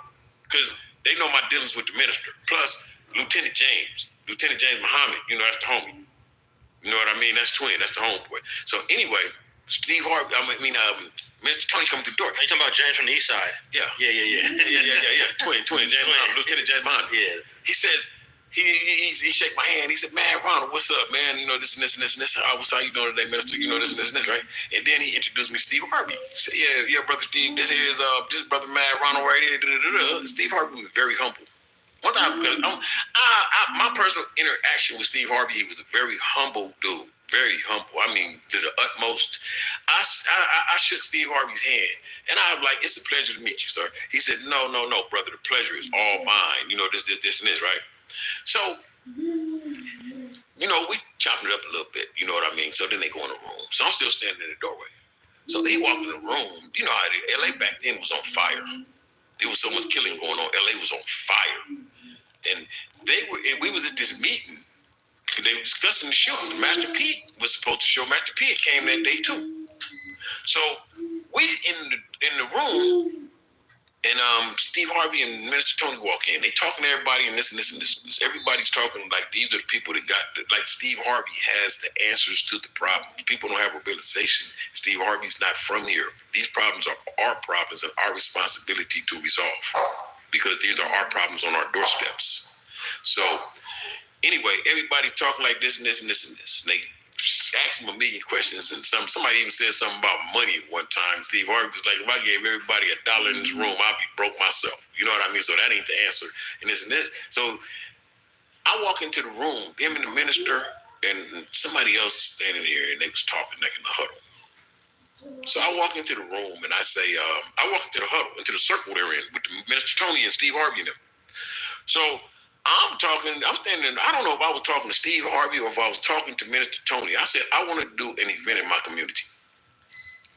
They said, Steve Harvey looked at me and said, what? He said, you want to do an event? I said, yeah, I want to do an event in my community. I want to have a peace event in my community. I said, we've never had a peace event in the community. No one's ever done this before. Steve Harvey said, man, if you want to do something, you figure out what you want to do, put it together, get with the minister. I got your back. Don't worry about nothing. So I figured it out and I put it together. At that point in time, it was going crazy because it was just so funny. What made me want to do the event was I was in the neighborhood and the little homie, I ran into him one morning. It was a lot going on. One morning, I'm in the hood and I see the little homie and the 30 just came through and they just shot his car up with him in the car. I just happened to walk up. We looking at the car. I'm putting slugs. I'm putting slugs out the car. I took a slug out the car and kept it. Was that the homie that got shot at the Golden Bird? No. Okay. No. This is on 27th and LaSalle. Okay. When they used to be at the apartments right there, right? So the next day I come through, the next night, they come through here and they shot the whole block up. They shot everything, all the apartments, all the cars, everything, right? They shot everything up. Cars got busted windows, the security doors got holes in them, you know what I'm saying? So now I'm just tripping off of this. I just happened to I'm walking through here, man, looking at the damage, and it was crazy to me because I seen a little kid standing in the door. Do you love your bank? No. Not with the overdraft fees. What if you had a bank account that didn't hit you up for monthly fees or minimum balance requirements? Yeah, no doubt. That'd be great, yeah. And what if they also gave you up to $200 in fee-free overdraft coverage? There's a place like that? Yeah, it's Chime. Join Chime today. I happened to I'm walking through here, man, looking at the damage, and it was crazy to me because I seen a little kid standing in the door, behind the screen door, behind the bar door, in their door, right? But I'm looking at the bullet holes in the door that the kid is standing behind. It's a little baby, like about this tall. And I'm looking at the bullet holes in the security door that they're standing behind. And the mama is hollering, get out the door. Get your ass out the doorway right now. Shut that door. You know what I'm saying? Mama's scared to death. They just shot the whole damn block up, right? In my mind, I came to the determination these motherfuckers need some peace in their life. They don't know what it's like to even have peace. Motherfuckers only have a realization of what it's like to go to the park without even having to carry a gun. These motherfuckers live around the corner from the park and can't even take their kids to the park peacefully. Yeah. You see what I'm saying? These are the type of things that I was thinking about. And I said, man, I'm going to put something together. And I got with London and I got with Lieutenant James. They helped me out heavily. They really assisted in that. That was just as much their thing as it was mine, to be realistic with you. I was just the face. No, it was a successful event. That's what I'm saying. But I was just the face. London and Lieutenant James, they really helped me out in that. They really, you know what I'm saying? Because of the fact they made a lot of contributions of time and effort and ideas and stuff like that there on what we was going to do. So anyway, I get with Lieutenant James. Hey, man, I went down to the mosque. I went down to the mosque 27. I called and I went and I seen the minister. So me and the minister talking. I said, I know what I want to do, man. This and this and this and this. And I tell him what I want to do. He said, okay, let me get in touch with Steve and I got you. Man, they got back with me about, man, I want to say not even a week later. Hey, man, you know this and this and this and this. You got the money, you got the date and this and this. And I said, okay, we got to get a park permit. And Lieutenant Tony came out and he got us the park permit. You know the park permit's expensive. Yeah. Lieutenant Tony came out and he got us the park permit. And, we did everything we did. You know what I mean? Steve Harvey paid for everything. That day, Steve Harvey paid for that food. Steve Harvey paid for everything that took place that day. You see what I'm saying? And you know what I mean? I myself personally never got a chance to thank him for that, but that was really some good looking out. And I appreciated that because of the fact that wasn't for me, that was for the community. You know what I mean? And that was one of the first signs of there being some kind of hope. Because every day, see, I've been there all my life. I've been there since '76. I've been there since I was 8 years old. All I know is the violence. All I know is the violence. It didn't happen. I can't remember when it was peaceful. Now that inspired you to do it again. I think you did it maybe 2 or 3 more times. It's about 2 or 3 more times. I did it 2 more times, I think. Do you ever feel like you want to do it again? Yeah, but it's now my okay. I have to rekindle my relationships with the neighborhood association because of the fact that I do have a relationship with the neighborhood association, and like me myself now, I'm at a point to where I was doing that for the hood. I've grown beyond that now because of the fact that I further do the events for the community because I don't want to isolate and keep the people out. I don't want to do nothing, just have the homies here and have it to a point to where this is a militarized situation where everybody looking crazy and got guns. I want to have the community here. I'm not going to go and get a $500 game truck to bring to the park and ain't nothing but the homeboys in it. I'm going to get this game truck for the kids. I'm not going to go get a jumper for the homeboys to play in. I'm going to get this for the kids. You feel what I'm saying? No, I think a lot of the community did come out to those events. Right, they did. But that's what I mean, though.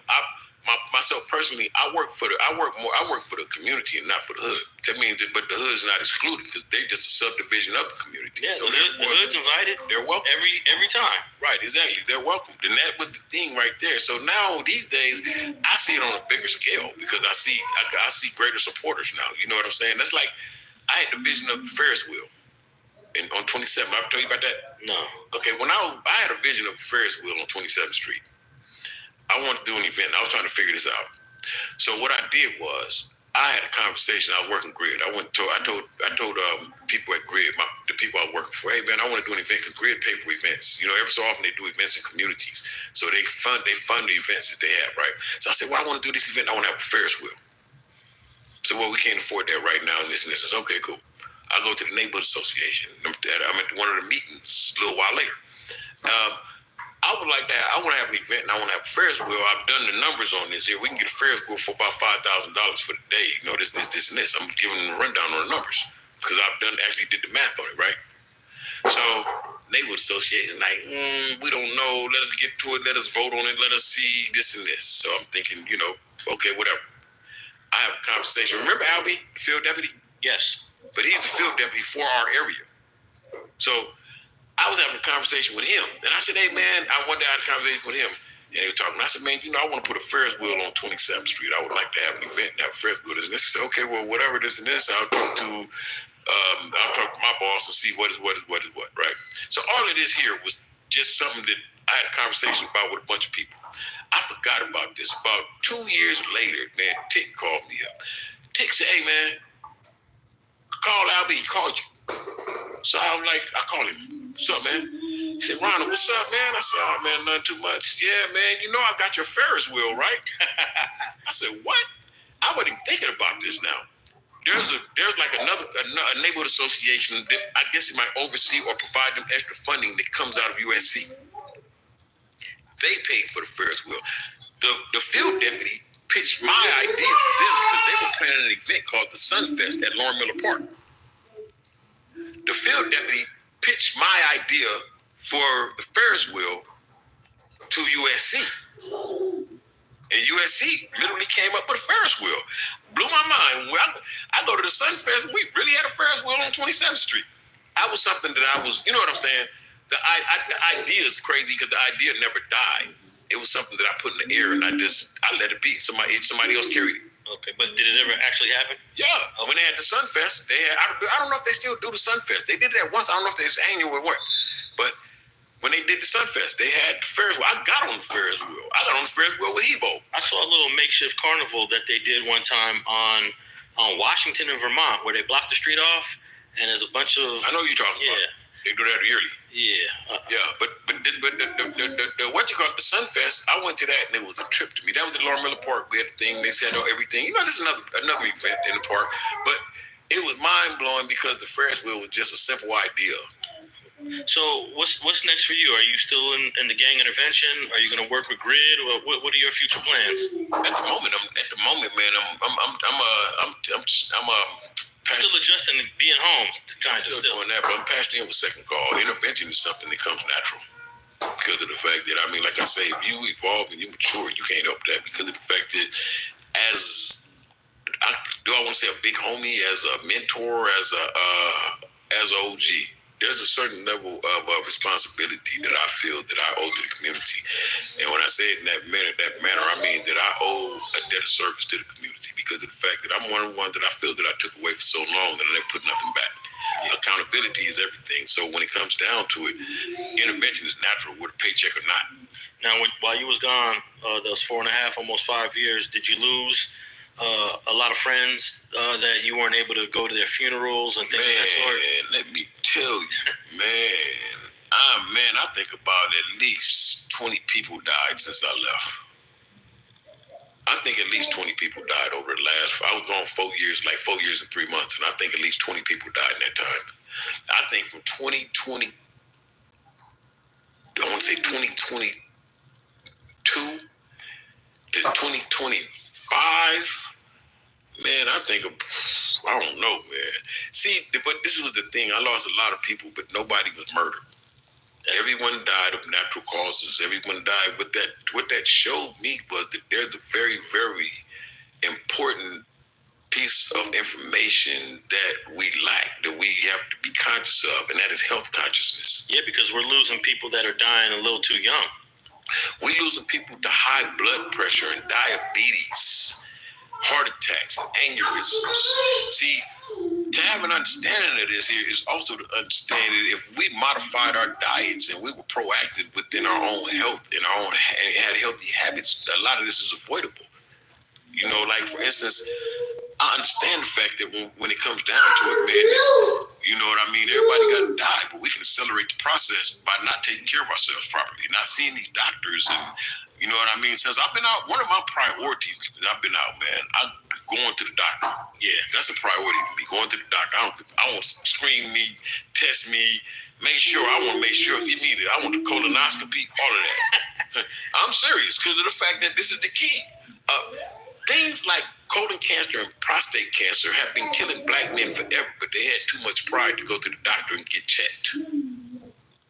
You know, you ain't finna, you ain't put no camera up in me and this here, but that's gonna save your life. What about that accelerated cancer? That cancer is a beast. I'm gonna tell you something, I'm gonna be realistic with you.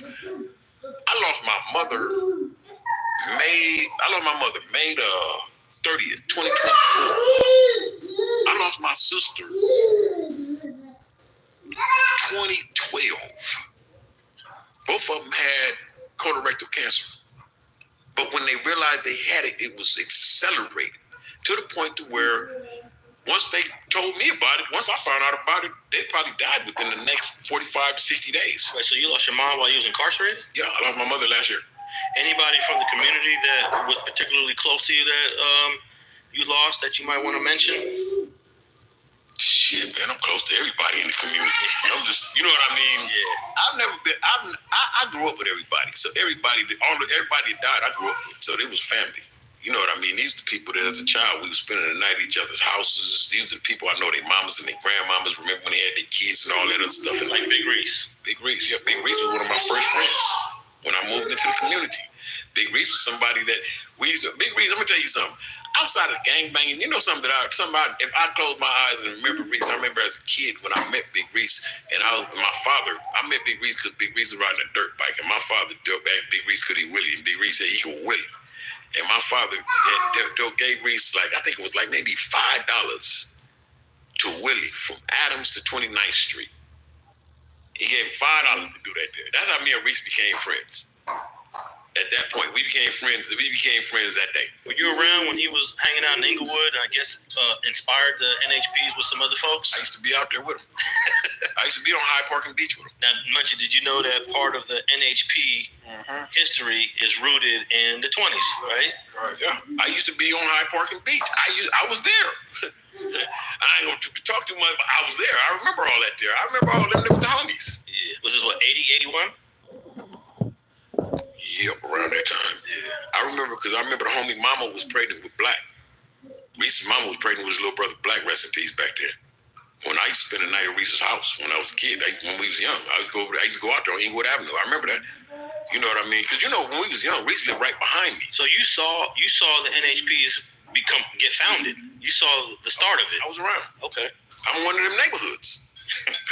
You know what I mean? I was there. I was around. They used to come to the hood all the time. They're the homies. You know what I mean? Killer Wack, Wimp, P-Rat. I remember JJ, Ronnie Mack. Trying to think who else I remember. Because all these old dudes, these are older dudes I remember.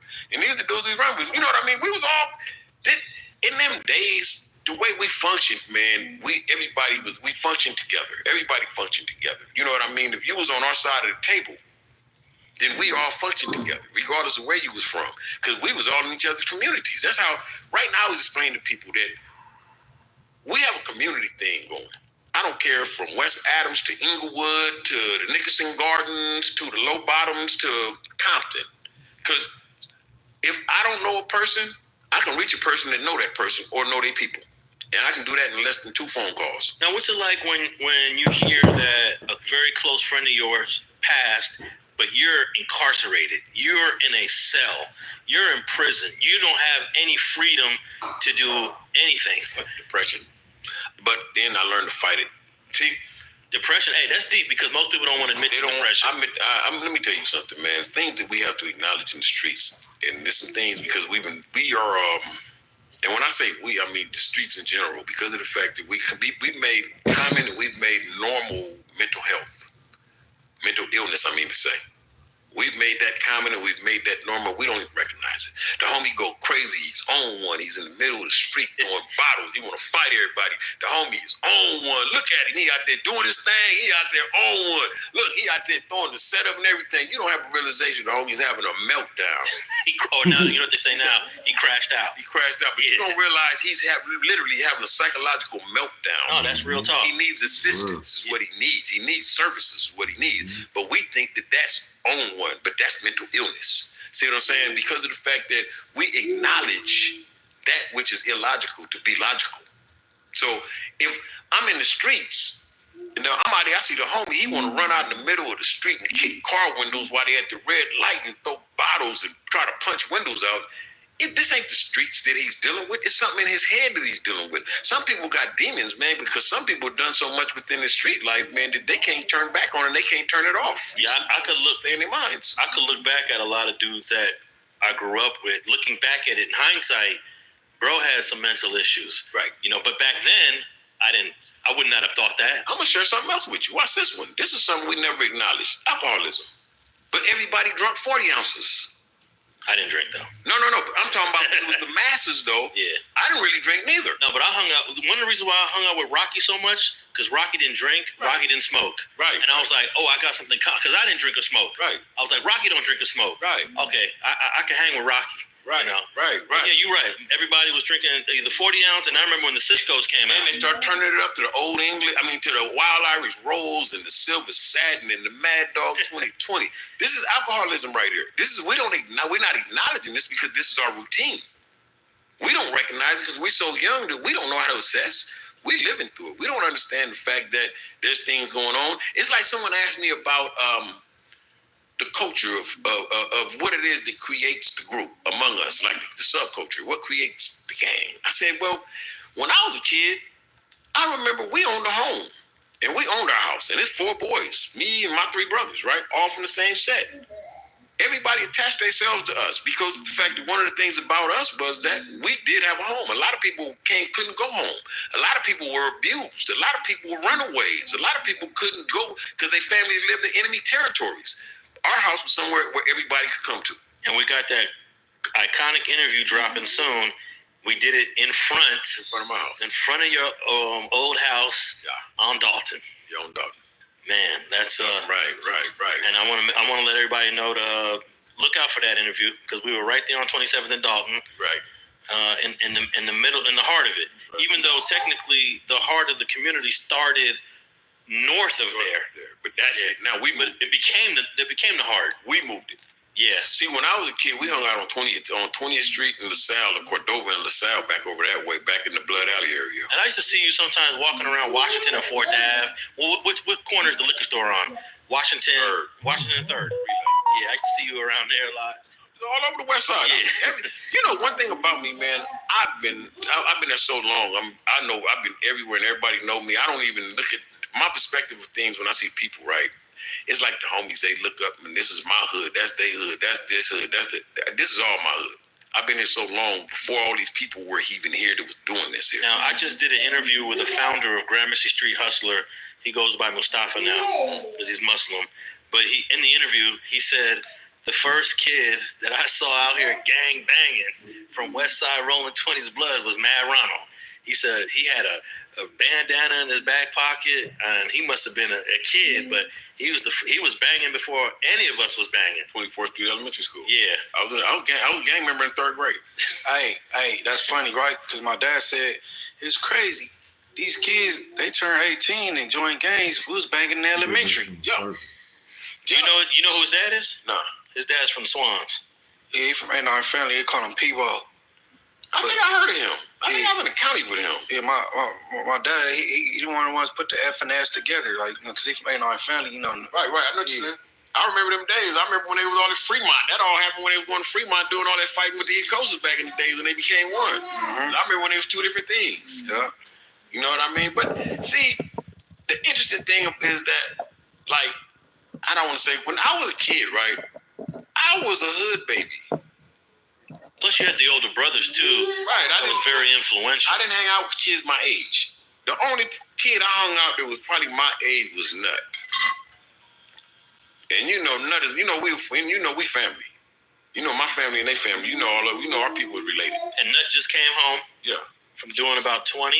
Yeah, But that was the only person my age I hung out with. Now talk about the influence of your two older brothers, K-Ray and Crazy B, because those names always come up. When you talk about the history of the 20s, K-Ray and Crazy B always come up. What you're going to always hear when you hear that history, you're going to hear them talk about our house because of the fact that our house we owned that. We owned our home to start with. There were 4 boys in the house and was no female figure in the house. My stepmother left when I was like about 12. My father was on the east side getting his money. He just come home and bring groceries home. So you guys pretty much had the freedom to do whatever y'all wanted to do. But we raised each other. My 2 older brothers raised me, and I raised my little brother. You know what I'm saying? This is the way we did. But see, this is the thing, and this is back in the days. I always tell people that the way that we were in them days. In the city of LA, if you were affiliated and you was a blood, then we knew you one way or another because you knew at least one of us, because all of us had been we was going through the prisons and the juvenile halls, and we was at the parties, and you understand what I mean? It's 4 of us, so it's always one of us somewhere. So everybody's coming back to the house. We got people coming, we got bounty hunters coming to our house. We got people coming from the Millers. We got people coming from all over the place coming to the house. You know what I'm saying? But the people that come into the house at the same time, these are such early days that we're building these bonds and these relationships. Like, once again, these is independence. A lot of these, I remember when my brother got out of prison, because there are relationships that people don't talk about and don't know. They don't know we had a relationship with the Millers because of my brother and Drayline. My brother and Drayline was in Susanville together. Drayline from Millers. And Drayline, I think he got life or something now. Right? And we had a relationship with the Millers, right? And that was something that was interesting. I was in jail when they used to come down there, but I used to hear about it. And I used to talk to Drayline on the phone. But at the same time, you know what I mean? It's like you would expect that relationship to exist because it's so far away. But this is the bonds that's built through like the institutions, because they was friends. They met in prison. And they themselves built the bond. That's when being a homie was, you had to be a real homie. If I see you and we in general population somewhere and you tell me, you from there? Okay, I know you with it because I'm looking around at everybody else in this room and they not with it and they ready to take your head off. So if you telling me what you are, I know you with it. You know what I mean? It's amazing that when you hear a lot of families, big families like yours that all banged the set, amazingly, all you guys survived. And you guys lived through a very tumultuous history of gangbanging. Because everybody has a family that gangbang, they lost somebody. Right. Somebody in that family they lost. Right. You know, and right. I'm just thinking here, all 4 of you guys are still here. Yeah. Ain't nobody doing no life sentences. But ain't nobody doing no life sentences. But boy, believe me, don't think ain't nobody been that sat in no courtrooms and fought no murders. Okay, but let me ask you this. If you was to add up how much time all 4 of you guys did, it's got to be over 50, right?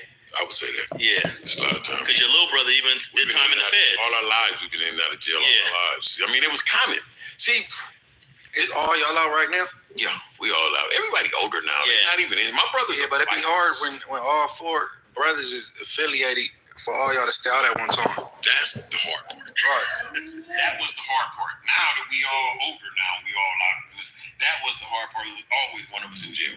You know, but that's just the way. That's the way it goes. That's the cycle. It's hard. That's difficult. That's the cycle right there. You know what I mean? It's always gonna be that way. It's the same way when it comes down to dealing with, let us say, the urban subculture. I ain't gonna say the gang, but it's the same type of situation when it comes to dealing with that, because of the fact that one of the strategies that law enforcement uses is you got to keep everybody off balance. So everybody can't be on the streets at one time. It's gonna be total chaos. So we always gonna be locking people up. And that was basically the Southwest Division over there. You guys must have had a really close relationship with Southwest PD. Let me tell you something.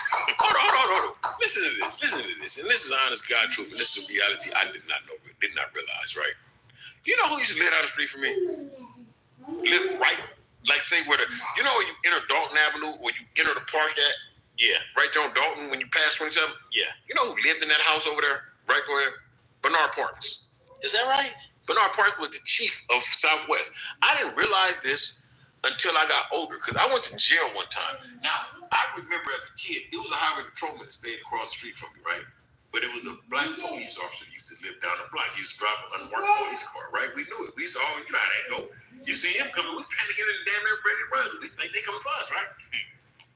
I go to jail one day. I got caught with a knife in my pocket. It's been a long time ago. It's like 82. I'm a kid. I'm like,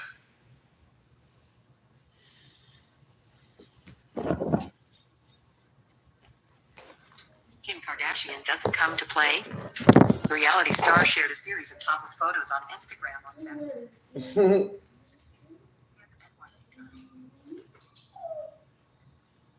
Famous white women who married black men. Number 1, Adele. Adele met Rich Paul on the dance floor of a birthday party. After 3 years of a loving relationship, they announced their marriage. Paul organized a romantic proposal, presenting Adele with a 4-carat diamond ring, which she joyfully accepted. Number 2, Heidi Klum. In 2005, Heidi Klum married Steve Post. Marriage. Seal treated Klum's daughter as his own, and the couple had 3 more children together. However, their marriage lasted only until 2012. Number 3, Ellen Pompeo. Ellen Pompeo gained fame for her role in Grey's Anatomy. In 2007, she married Chris Ivory. The couple has 3 children, and their marriage remains strong to this day. Number 4, Coco Austin and Ice. T were introduced by a friend at the filming location of a music video. Just a few months after meeting, they got married and have since been enjoying famous white women who married black men.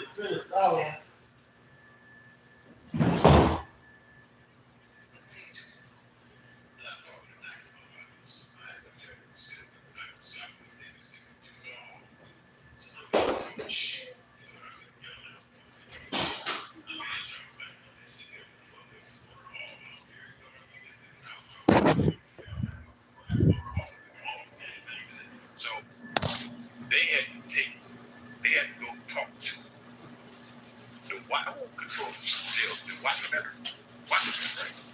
Yeah. Okay. Come in there, motherfucker, listen to me and say, he looked at me, I'm in on some stupid shit. I'm in there like, on my gangbang shit. Yeah, that right there, I'm 14 years old. The dude come in here and say, I know you, police. I don't know you. I don't know no police. you know how they do. Imagine how I am back then. I don't know no police. You don't know me. Right? I was like that. He says, where do you live? What's your address? I said 2647 South Dalton Avenue. He said, do you know Michael Evans and Tony Evans? These more guys on the block. Like, the brothers that live down the way. You know, we all grew up together, right? They only live. Like, considering I live 2 houses, 27, they live probably 3 houses on the other side of 27. Yeah, I know them. See, I live next door to them. I'm looking like, because in my mind, I thought, but it ain't never been on my radar, but it's, damn, there's police live on our block. He told the officers, they said, what y'all do? He said, what y'all doing with him? He said, he's going to go to Central Juvenile Hall, this. He said, no. Called his parents and sent him home. He sent me home. He sent me home instead of sitting back and go to home. So you talking about Bernard Parks? Okay, I never knew Bernard Parks lived right. Bernard Parks. No, listen to this. It's interesting because I didn't know that neither. And I remember the event back in what you were just talking about. Bernard Parks came to that event. Yeah. You remember that? Yeah, I remember. I've met Bernard Parks several times as an adult, as a grown man, But not as the police chief. Nah. But right, he came to the event, remember? Bernard Parks is really attached to West Adams. He lived there. Yeah.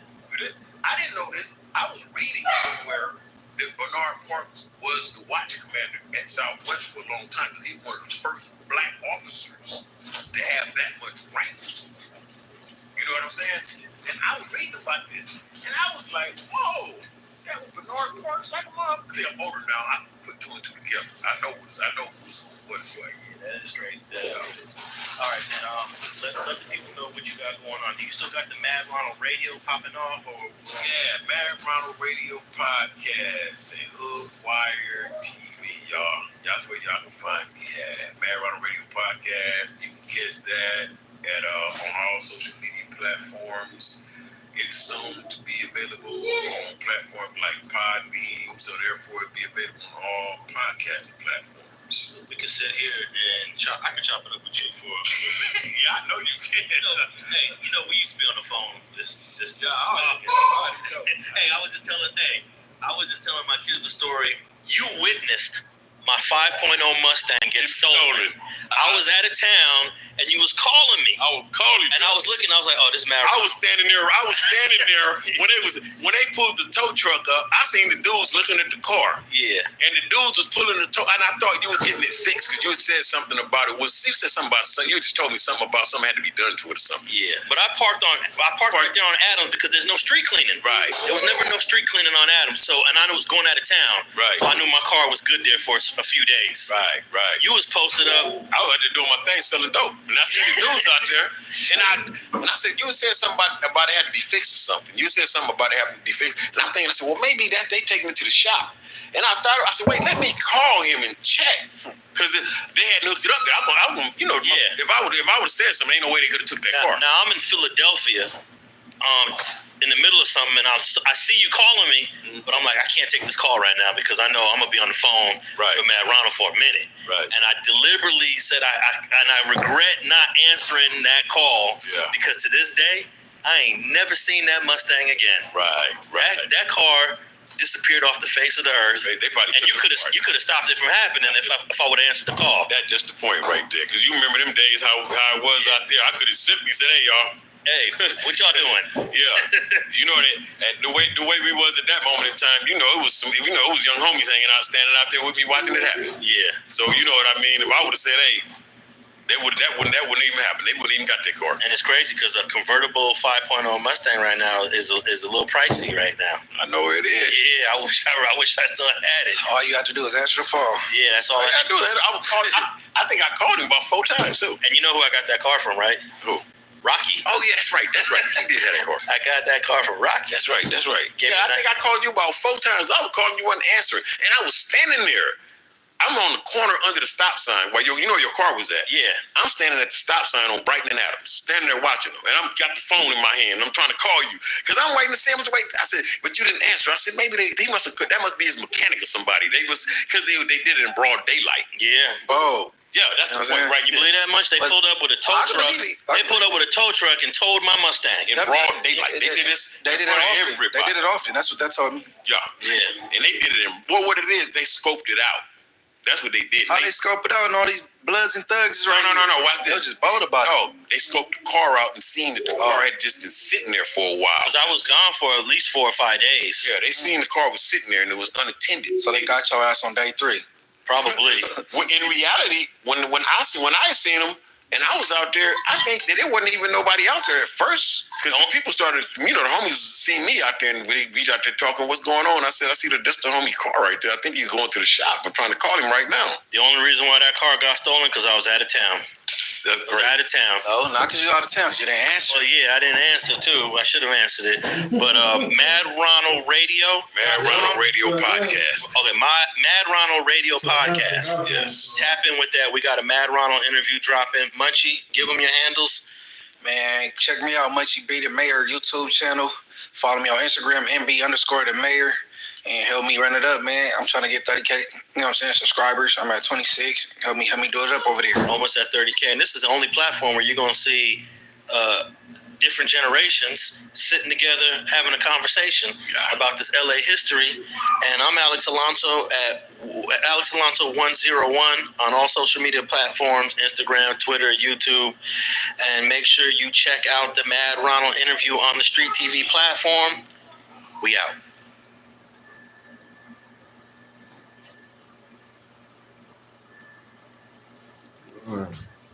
That thing was 2 hours. That's crazy. My stepdad. That interview was insane. I hear that all the time. All right, let's go listen. I want to go fuck him up. He talks so much shit. Okay. I want to go back and bust his mother. I love it. I love that shit. Yeah, he talks so much shit. I want to go back. I want to bust his ass. So you want to bust Tyrese Halliburton's ass because he talks too much. Right. And he think he all that. So Hallie saw the clip, offered this response. He said, tell the world the real reason you feel this way, Tim. Which left many to speculate. What would be the real reason that Tim feels this way? I'm trying to fuck him up. So Hardaway later doubled down on his comments. The beef has now spilled over to the finals, and during an interview on the Pacers post-up on the Believe Network, Timmy had this to say about Hallie's trash talking during the playoffs. This is my thing with Halliburton. All right. I'm a shit-talking person on the court. Okay, if you out there and you gonna talk shit, I talk shit whether I'm losing or whether I'm winning. All right, you just can't talk smack when you are winning. That's when guys don't like you. Guys like you, and when you talking smack when you losing too. Say that's all right. We gonna get you next time. We gonna come for your butt. Yeah, y'all got us this time, but we gonna get y'all next time. And you better be ready. And you better be ready. So and so. You know, you like y'all had one of the best smack talkers in the league with Chuck Person, the Rifleman, and Reggie Miller. All right, and then you had one of the best talk smackers as a coach in Larry Bird. He talked when he was losing, and all of them talked when he was winning. So that was my problem with Halliburton. When you out there winning, you can give it to him. But even when you lose, don't clam up. Don't get real small. I can't see you, and then you don't want to talk smack, and you behind your teammates, stuff like that. So Tim Hardaway Sr. have a point about Hallie's trash talk, or is he just hating? So if Tim told the world why he really mad, that's still answers the question. Right, that's like you just can't double down and you can't come at me and you ain't answered the question yet that I asked you, homie. I ain't even said nothing to you. Like, I ain't double down on me. You gonna double down? Yeah, that's the question. That was the question. He said, "Why you mad at me?" I'm mad. I hate him because he smacks something. No, but Tyrese has, but that ain't true. Tell the real reason. It ain't got to do with basketball at all. Huh? At all.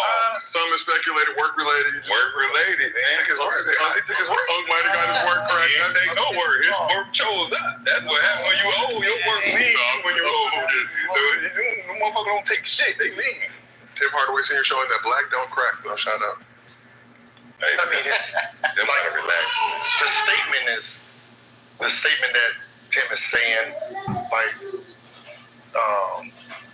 that is why players probably voted up most overrated. The reason that they probably don't respect this game like it should is the same reason that we was talking about the Dylan Brooks thing. You can't talk shit when you're winning, and then when you lose, you don't want to talk to media. You ain't bumping your gums no more. Like as a basketball player, like that's how we know who's who. You're talking both sides of it. Like Gary Payton, no matter what the score is, he's running at the mouth. That's why people like it. Like you're just not a front runner. So I guess that's what he's calling himself. But do you feel like Hallie's a front runner? Obviously, if I hit a big shot in the garden or if I hit a big shot in the playoffs, I'm okay, cool. But when if I miss that shot, I'm probably not going to talk. But when you're getting beat by 25, are you still out there bumping your gums? Are you still out there talking shit? Like that's But that's what makes the player. Talk about. That's what makes the player. Like when you go to the podium, like when you did the choking, you sitting there, choke the shit out of that motherfucker, huh? And then when you lose, your ass in the car. But no. Because when you did the choke shit, I was up here talking like, yeah, he got the best of us. There's another game though. Nobody ever did that. Nobody ever does that. When I'm talking shit, you're shutting up. You're listening to me talk shit because you're getting your ass busted. Ain't nothing you can say to me. And if you even try to say something, I'm gonna overtalk you because I'm beating your ass. Shut up, nigga. Shut up. Shut up. And then when now, when I'm losing, guess what you can do? Tell me the same fucking shit. And guess what I gotta do? Shut the fuck up. Because I'm losing. No, but that's how the game go. When I talk shit and I'm busting your ass, boom. Just like this. Nigga say, he think he all that. No, nigga, you think I'm all that. I don't think shit. You do. You see what I don't. I don't get to see me walk around, nigga. That's confidence. You hate it. I get it. I get it. I get it. But when it's time to step up and I talk shit better than you, then just, you gotta live with it. Because if I'm hitting game winners and I'm talking shit, you gonna tell me to talk shit when I lose? Nah, nigga, you talk shit when you win. You still trash talk when you were losing the game? Every GOAT did it, right? No. Right? Isn't that what made the GOAT the GOAT? Mm-hmm. That they didn't give a fuck what the score, they still gonna do their thing. Like I'm pretty sure with Kobe's 0-4-5 season, he was out there running his motherfucking, y'all can't guard me. Y'all better bring 6-7 of you motherfuckers out here, or we are coming back. Oh, that was a dumbass foul. We coming back. Oh, shit, y'all fucking. He's talking the whole game down or up. Scoreboard. That's what made him scary. Scoreboard. Because it didn't matter. You still had to respect that man. He didn't give a fuck who was on the court, what the score.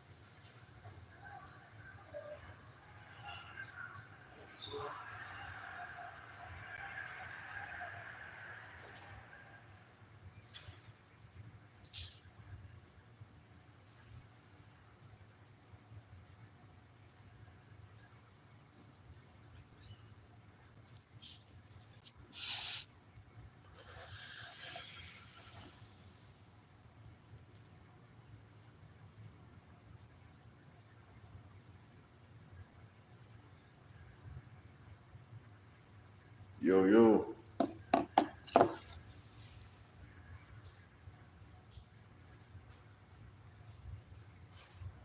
Damn sad. Yeah, I just blue and cheeky.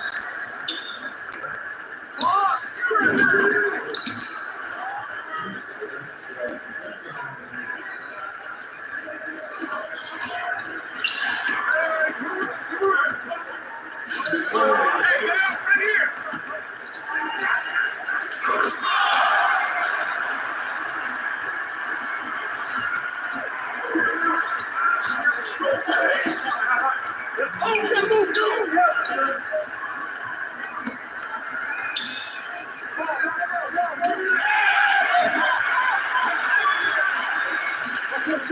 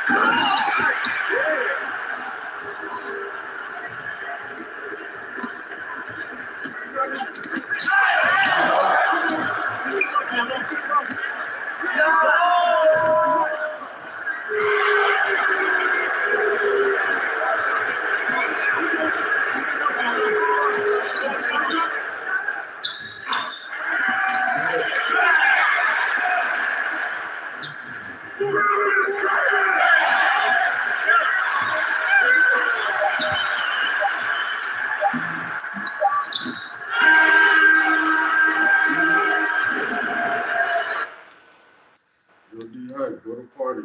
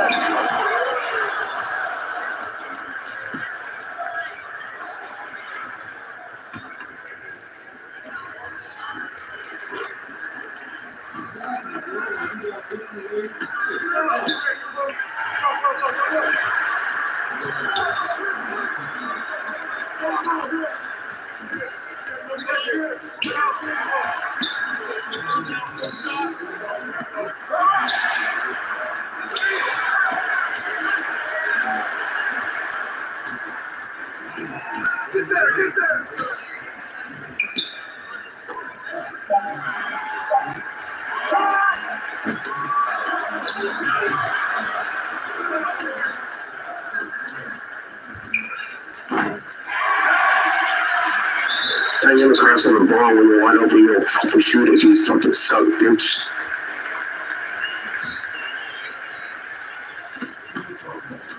You talk about D-High.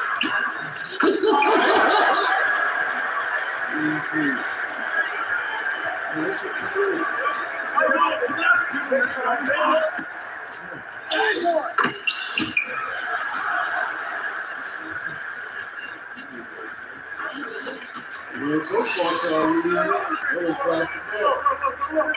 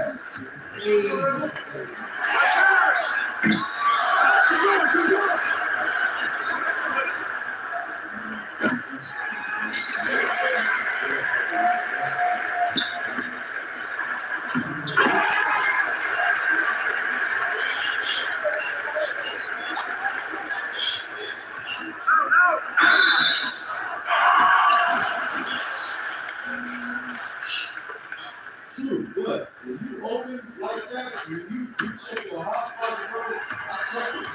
I look at driving and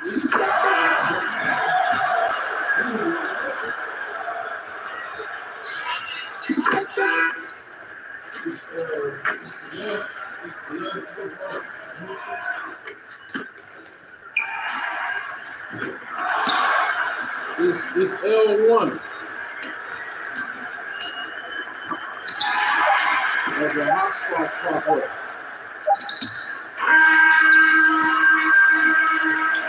I'm trying